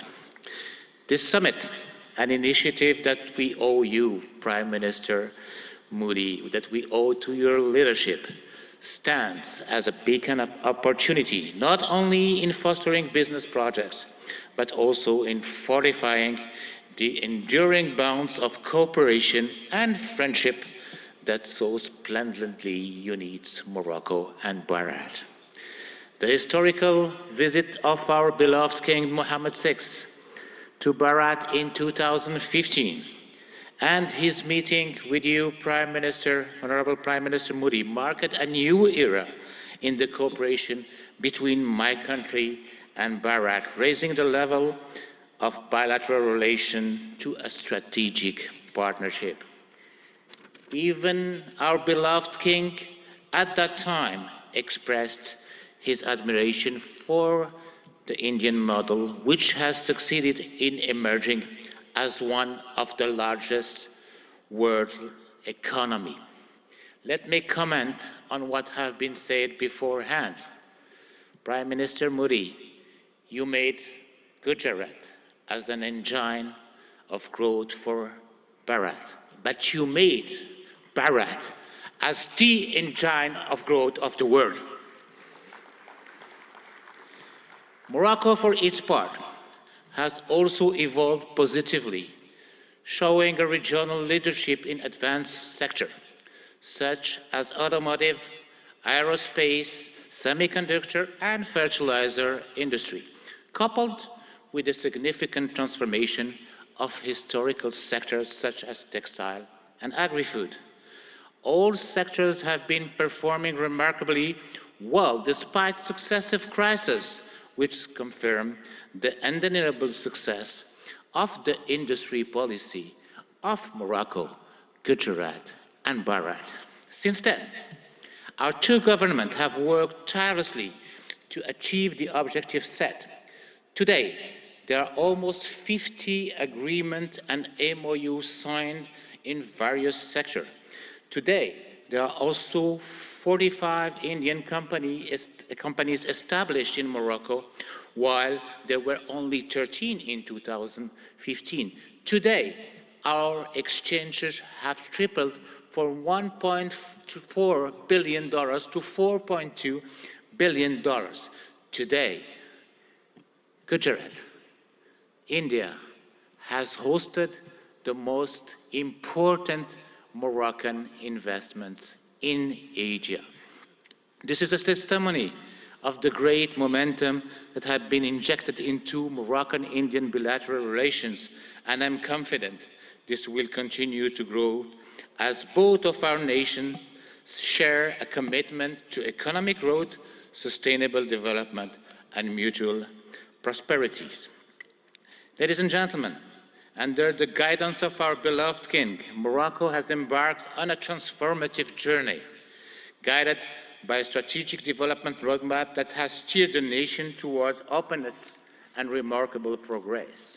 In the face of supply shocks and succession of global crises, Morocco's resilience has been extraordinary, showcasing its agility to navigate through multifaceted challenges with innovative solutions. Indeed, our country's GDP has tripled in the last 20 years, and we multiplied our manufacturing export by 6 since 2000.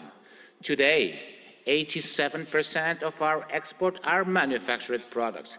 Today, Morocco is the first manufacturer of cars in Africa and one of the most competitive countries worldwide in producing cars and renewable energy. Well, the best and the most competitive country in producing cars is still Bharat.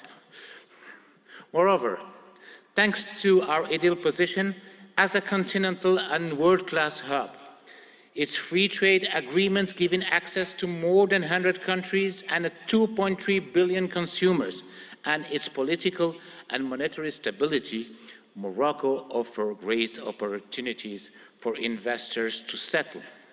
Ladies and gentlemen, given the commitment of my country in accordance with the high royal vision to the promotion of an active, solid, and supportive cooperation in a spirit of co-development and shared growth, Morocco and Bharat can work closely through a South-South triangular cooperation to promote growth in Africa, India, and in the world.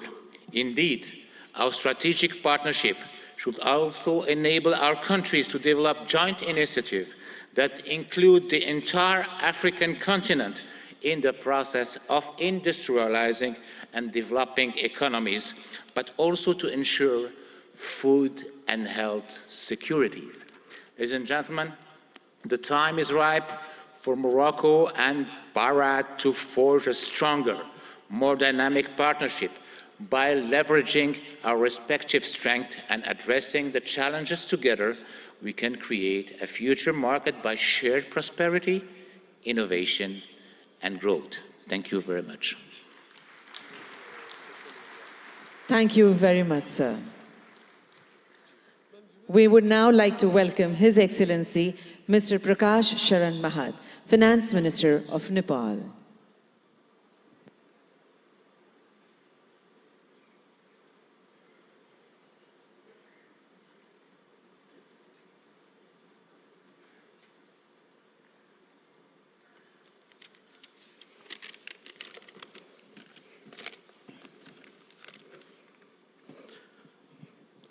Right Honorable Prime Minister Sri Narendra Modi ji, Honorable Chief Minister of Gujarat, Sri Bhupendra Bhai Patel ji, distinguished participants, ladies and gentlemen, warm greetings from Nepal. Namaskar, namaste. At the outset, let me express my sincere gratitude to Honorable Bhupendra Bhai Patel ji, Chief Minister of Gujarat, for inviting me in this August gathering.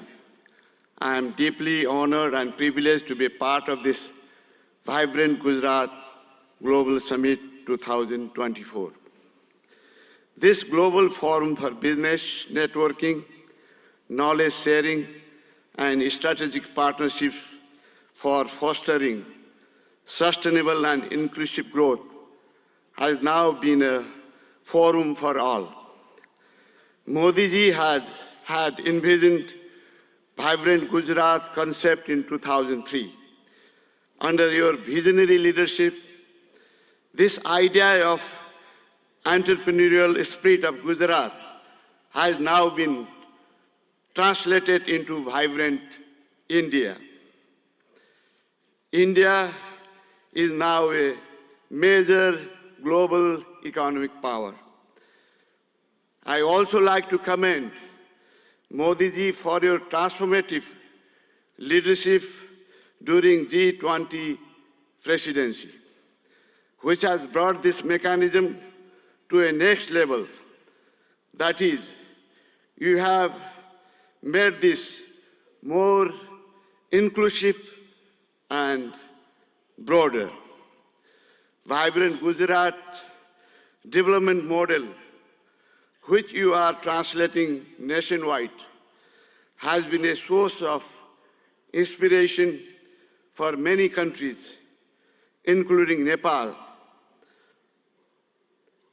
is now managing financial resources and technological know-how for addressing economic, social, and environmental challenges of our time.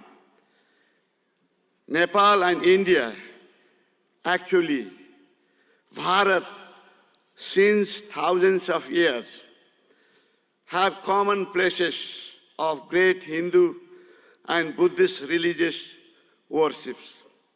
And we are visiting each other's places since ancient times. I am happy to inform you that visitors from Gujarat are one of the largest in Nepal. I still have fresh memory of Modi ji's statement delivered in our parliament in 2014, particularly your emphasis on HIT, that is highways, information ways, and transmission ways. I am happy to share that we are working together in all these areas to improve connectivity, strengthen market linkages, and to reduce transaction costs. Recently, Nepal and India have signed a long-term power purchase agreement of exporting 10,000 megawatt of electricity to India over 10 years of time. This will immensely open up investment opportunity in hydropower in Nepal. It will also contribute to achieve green energy transition target not only for Nepal, but also in India. Situated between two global economic powers, Nepal has adopted liberal, market-oriented economic policy since the early 90s and is a member of several international organizations and multilateral agencies. And we are implementing trade and investment policies and regulation of international standards. Nepal provides investor-friendly regulatory and legal framework with macroeconomic stability and rule-based democratic political system. Our legal system prohibits nationalization of private enterprises and properties. We guarantee national and non-discriminatory treatment to foreign investment. Those who have invested in Nepal are enjoying good returns on their investment. The abundant natural and educated human resources, together with potential domestic and export market, ensures attractive return for prospective investors. There are huge untapped investment opportunities in Nepal, in energy, tourism, agribusiness, and ICT. There are also other potential areas of investment such as health, education, manufacturing, construction, transportation, mining, banking, and financial services. Nepal is organizing Investment Summit in April 28 and 29 this year in Kathmandu. I would like to use this occasion to cordially invite all captains of industries and entrepreneurs from India and other participating countries for your valuable involvement in this summit. I hope your innovative business ideas and investment decisions will be a milestone for unlocking growth potential of Nepal. Once again, I would like to express my sincere thanks to the state government of Gujarat for providing me this opportunity to witness remarkable confluence of minds and energies in vibrant Gujarat Global Summit. I wish for the grand success of this summit. Thank you very much.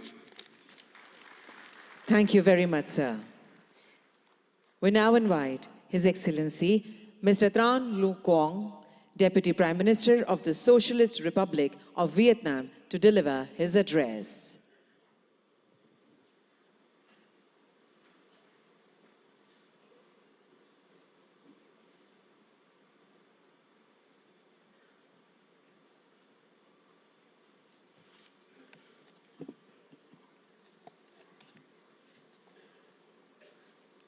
Thưa Ngài Narendra Modi, Thủ tướng nước Cộng hòa Ấn Độ, thưa Ngài Thủ tướng bang Gujarat, thưa các vị nguyên thủ quốc gia, người đứng đầu chính phủ các nước, thưa toàn thể quý vị.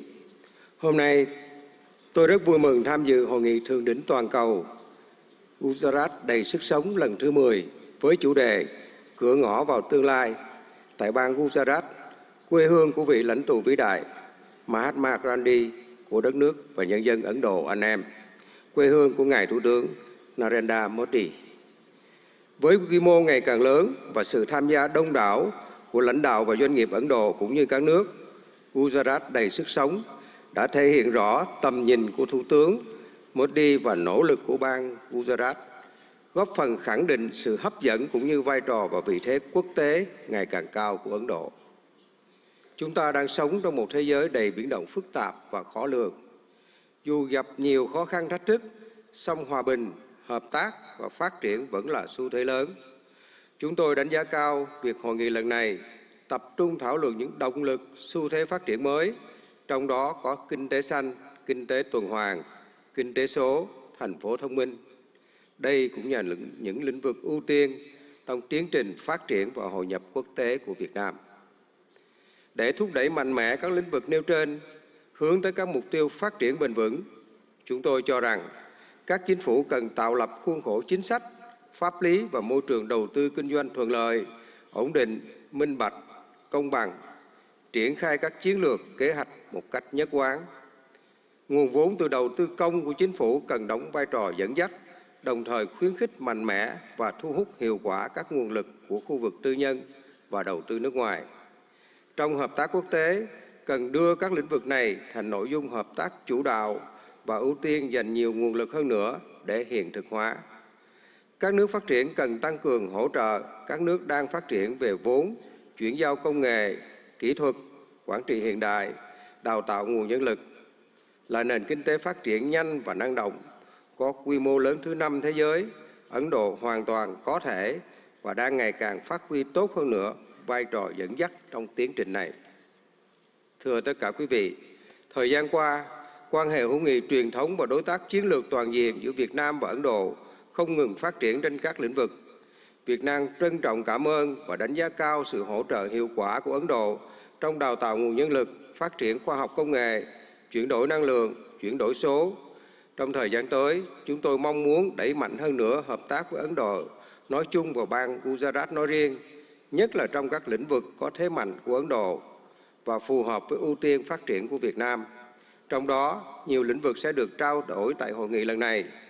Là bạn, là đối tác tin cậy và là thành viên tích cực, có trách nhiệm trong cộng đồng quốc tế, Việt Nam luôn hoan nghênh và sẵn sàng tạo mọi điều kiện thuận lợi nhất để các doanh nghiệp Ấn Độ đầu tư, kinh doanh lâu dài ở Việt Nam.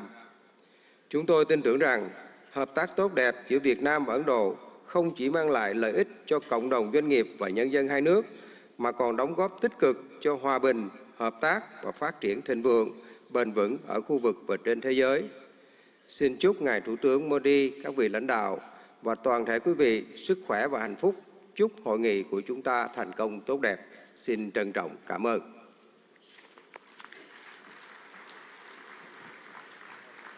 Thank you very much, sir. We now honored to invite His Excellency Mr. Petr Fiala, Honorable Prime Minister, Czech Republic, for his address.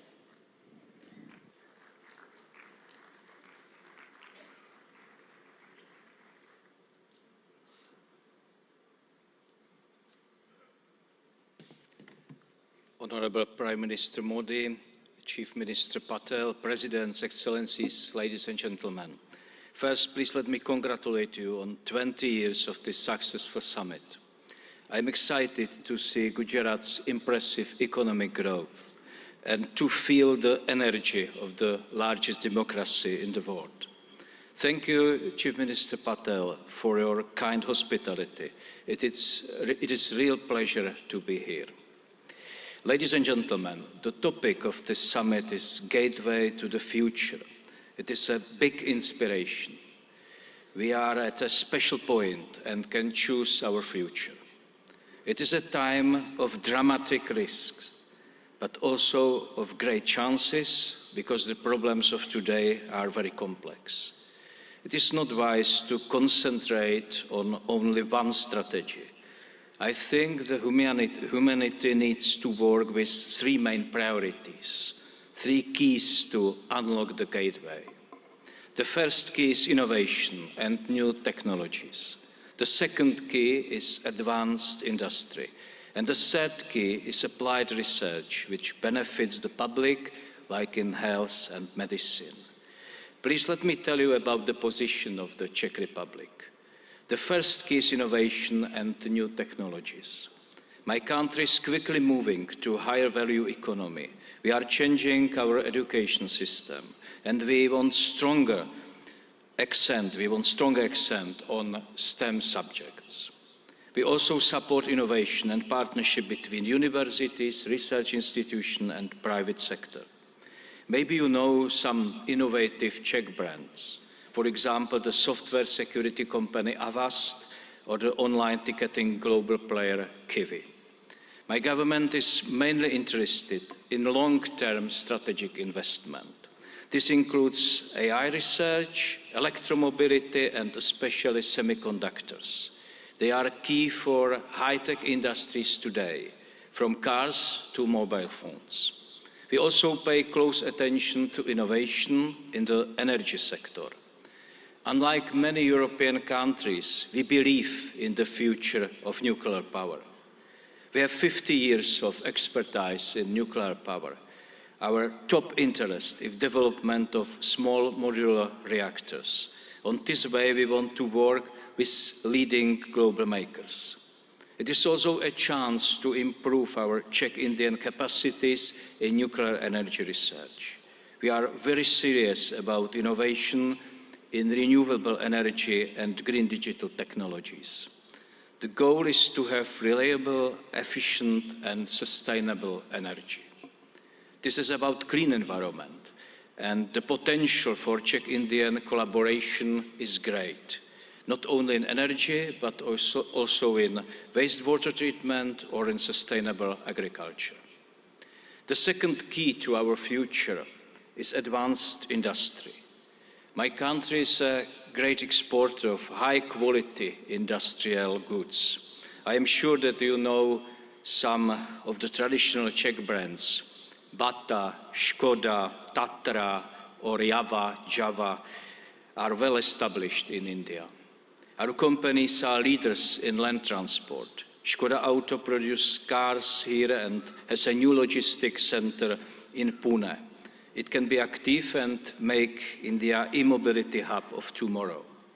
We also have great railway cars makers. Czech companies build wheel sets here in India. And we offer solutions for cities, trams, hydrogen buses, or smart transport systems. We have many advanced companies in space industry. It is very strong in the Czech Republic. Their products are parts of rockets and satellites from the European Space Agency and others. Our aerospace and defense industry is always ready to help our friends in India. In all sectors of our industry, we are proud of traditional and new products and their quality. The third key is applied research in fields like healthcare and medicine. There are many major issues in public health: lifestyle diseases, sustainability of public health systems, and the new health dangers. COVID-19 is a typical example. It shows us the benefits of international cooperation, sharing results and experience, and fighting the virus faster than ever before. It also shows us the need to be prepared for other new dangers. In health and medical science, fast innovation can bring big benefits to people. Its importance will only increase. There are many bad demographic and lifestyle trends in the world today. And health and medical research is also a very important driver of future economic growth. I am very pleased that Czech Republic and Indian universities cooperate successfully in this area. Tomorrow I will visit the NIMS University in Jaipur. It has a strong focus on medical research and training of health professionals. It is an institution which applies experience of top Czech and Indian experts. Ladies and gentlemen, I briefly presented three areas, three keys which can unlock the gate to our future. With them, we have a chance for a sustainable future. It offers a better life for humanity. All of them are connected to science, technology, and innovation. This is intentional. I believe that knowledge is the most important factor for growth, well-being, and happiness. I am very happy that the partnership between India and the Czech Republic is based on this vision. We show this today together with Prime Minister Modi by endorsing our strategic partnership on innovation. The partnership covers many areas, including science, new technologies, energy, healthcare, or infrastructure. There is great potential in this joint statement. India and Czechia understand the role of innovation in solving the challenges of today. Our countries believe that the economy of the future will depend on deep cooperation. This gives me great hope that our partnership will bring concrete results for our peoples. Ladies and gentlemen, the future can bring many new problems, but we already know how to be prepared by focusing on skills and innovations and by working with trusted partners. I wish you a successful discussion and thank you.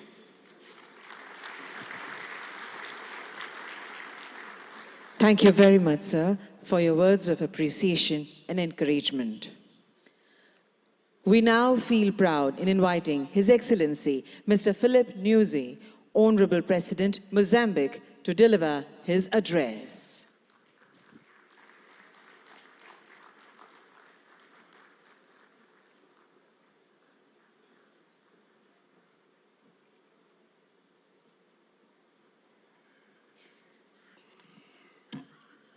Muito obrigado. Sua Excelência Narendra Modi Ji, Primeiro-Ministro da República da Índia. Sua Excelência José Ramos Horta, Presidente de Timor-Leste. Sua Excelência Petra Fiala, Primeiro-Ministro da República Tcheca. Sua Excelência Bhupendra Patel, Ministro-Chefe do Estado de Gujarat. Senhores ministros presentes nesta cimeira, minhas senhoras e meus senhores,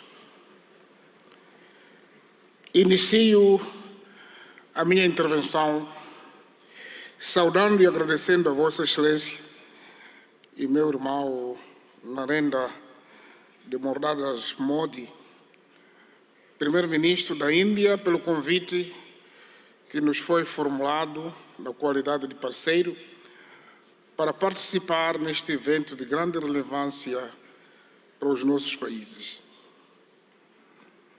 Aproveito a ocasião para felicitar a vossa presidência de G20, o momento histórico que conseguiu colocar o continente africano, ou seja, a União Africana, como membro permanente do G20. Saudamos de forma distinta a Sua Excelência Bhupendra Patel, Ministro-Chefe do Estado de Gujarat, ao povo e governo de Gujarat, pelo acolhimento que nos tem sido dispensado desde a nossa chegada a esta histórica cidade industrial, o maior centro de refinaria de petróleo do mundo e de corte e polimento de diamantes. Senhor Primeiro-Ministro, Excelências, em Ahmedabad me sinto em minha própria casa, pois foi daqui que adquiri conhecimentos que me têm ajudado a adicionar ao que antes tinha conseguido e, com o espírito de sempre aprender, me permite dar a minha humilde contribuição para o desenvolvimento do meu país, Moçambique. Suprabhat Mara Gujarat Deshwasiyon. Umujamachu. Habar Namaste. A República de Moçambique participa neste fórum singular de Gujarat com o objetivo de aprender e partilhar a experiência a nível estatal, empresarial, da sociedade civil e da academia, conforme está estruturado no evento. É nosso interesse identificar oportunidades e estabelecer parcerias para coletivamente e com base em vantagens mútuas criar alicerces para o desenvolvimento harmonioso, criação da riqueza e do bem-estar para os nossos povos. A República da Índia e o Estado de Gujarat, em particular, oferecem a muitos países em desenvolvimento a oportunidade de partilhar a experiência de resiliência e de superação perante obstáculos ao desenvolvimento. O fato desta Cimeira Bienal, instituída há mais de 20 anos, assumir-se como ponto de partida para a autossuficiência de uma região, a Cimeira Global de Gujarat tem também a particularidade de encorajar os países e Estados a fazerem uma apresentação sobre as oportunidades de negócio e de investimentos que oferecem. O nosso interesse em aprender da experiência de Gujarat é ainda maior porque acreditamos na estratégia de desenvolvimento baseada na autossuficiência, ou seja, na produção e transformação interna de recursos ao nosso dispor, destinada a autoconsumo e exportação. Por outro lado, os momentos temáticos agendados nesta edição da Cimeira Global de Gujarat abrange áreas importantes para o fortalecimento da nossa cooperação bilateral. Destacamos a promoção da feira comercial, os temas sobre a transição para a economia verde no âmbito do desenvolvimento econômico sustentável, tecnologia e inovação como motores de crescimento econômico e a questão do financiamento de infraestruturas sustentáveis. Excelências, Moçambique é um país com potencialidades econômicas ainda por explorar. Pois vejamos, possui terras aráveis e rios abundantes, condições propícias para a prática de agricultura industrial, pecuária e pesca. Mantém enormes reservas para o desenvolvimento da indústria extrativa e transformadora. O país dispõe ainda de grandes reservas de areias pesadas, para além de outros minérios de elevado valor comercial, como tais diamantes, pedras preciosas, cobre, ferro, grafite. Aliás, falando do grafite, o CEO da Suzuki falou da produção de baterias. Imediatamente eu convido para produzir em Moçambique, porque grafite está em abundância. Mas também Moçambique possui carvão mineral, e já estamos a exportar para este país em grandes quantidades. Isso só para citar alguns exemplos. O nosso país é também conhecido como detentor de enormes potenciais energéticos, energia hídrica, eólica e solar, e estamos agora a projetar a construção de uma grande barragem hidroelétrica para mais de 1.500 megawatts. Esperamos que pode haver interesse de participar conosco ainda. Isso incluindo também uma das maiores reservas de gás natural do mundo, na bacia do Rovuma. Aliás, sei dizer que 3 empresas maiores deste país são parceiros na exploração do gás em Moçambique. Moçambique oferece igualmente oportunidades para o desenvolvimento de todo tipo de turismo, incluindo o ecoturismo. O nosso país, por ser banhado pelo nosso oceano comum, que é o Oceano Índico, permite que o canal de Moçambique seja a rota comercial estratégica de muitos países, incluindo os países de Interland da África Austral, cujo acesso ao mar é através de Moçambique.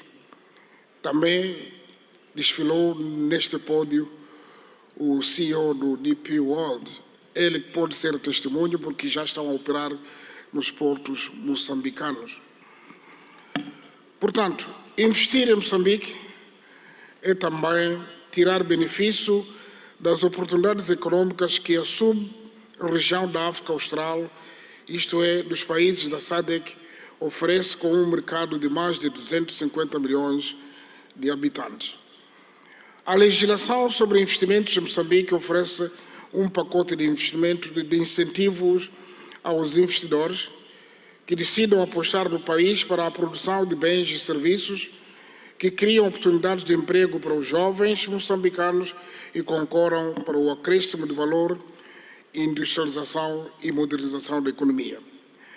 Neste contexto, para fortalecer a cooperação internacional, através da criação de parcerias produtivas, conducentes a uma rápida aceleração do crescimento econômico global e melhoria das condições de vida das nossas populações, convido mulheres, homens de negócios indianos e de todas as outras partes do mundo aqui presentes a investir em Moçambique numa base de ganhos mútuos.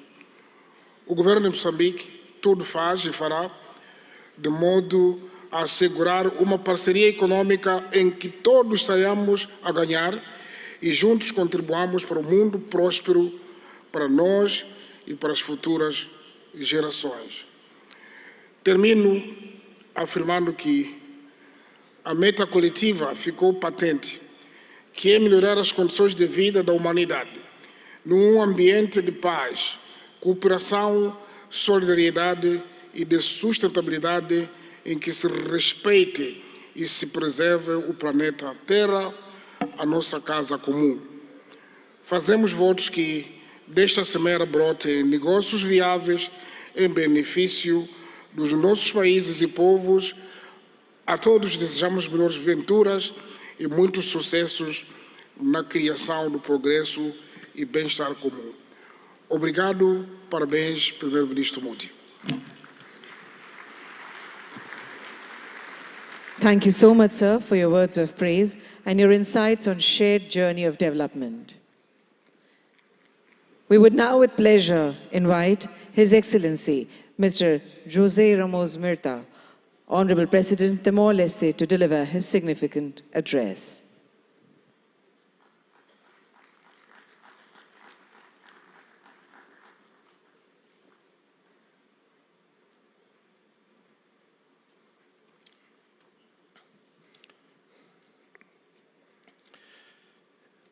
Excellency Prime Minister Modi, Chief Minister Patel, Excellency President of Mozambique, Felipe Jacinto Nyusi, Prime Minister of Czech Republic, ladies and gentlemen.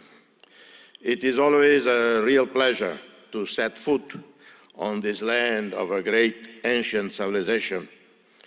I first visited India on a personal capacity in April 1992, having spent more than a week in Dharamsala. My first official visit was in 2003 as Senior Minister of Foreign Affairs of the newly independent Timor-Leste. I visited again India in 2013, 2014, 2015 in different capacities. In my previous position as Senior Minister of Foreign Affairs, I wholeheartedly supported India's meritful right to be a permanent member of the UN Security Council. And I'm continuing to advocate for India and for Indonesia, two Asian countries, to be permanent members of a reformed, expanded, more representative UN Security Council. As chair of, in 2014-15, of the high-level independent panel on UN peace operations, I visited Delhi for extensive consultation with leaders, including senior military officers. I worked closely with the Permanent Mission of India to the UN in New York as we produce a 100-page report and recommendations on how the UN should anticipate, respond more timely and effectively to the new emerging security challenges. This is my relationship with India. My sincere appreciation for the invitation to address this prestigious international forum, my gratitude to a great visionary, transformative leader, Prime Minister Narendra Modi, who conceived the 10th Vibrant Gujarat Global Summit in 2003. Gratitude for the warm reception extended to me and members of my delegation. This forum, now renowned globally, has been a catalyst for business networking, knowledge sharing, strategic partnerships, inclusive growth, and sustainable development. The state of Gujarat, driven by an inherent entrepreneurial spirit, has emerged as an industrial leader and a favored destination for investment. Timor-Leste, for its part, represents an oasis of peace, tolerance, and stability, where fundamental rights and freedoms are strictly safeguarded. The International Media Watch, called Reporters Without Borders, based in Brussels, rates Timor-Leste number 10 globally in media freedom out of 193 countries. Timor-Leste stands out with a business environment conducive to investments, having consolidated global presence as an active member of the United Nations, the Community of Portuguese-speaking countries, CPLP, a pioneer, founder of the G7 Plus Fragile States, leader and spokesperson in climate change within LDCs and SEEDS. We are progressing our membership process with WTO, which should happen probably in February, hoping to formally accede by March this year. Formal ASEAN membership should occur in 2025. We are committed to creating a favorable business environment with legislation in line with international best practices, protecting foreign investments, eliminating double taxation, open PPPs, BOTs, and any other mutually beneficial modality consistent with the priorities outlined in our National Strategic Development Plan. We have a sovereign wealth fund with significant investments in US Treasury bonds and other developed market bonds, and have invested significantly in equities internationally with more than 1,000 portfolios.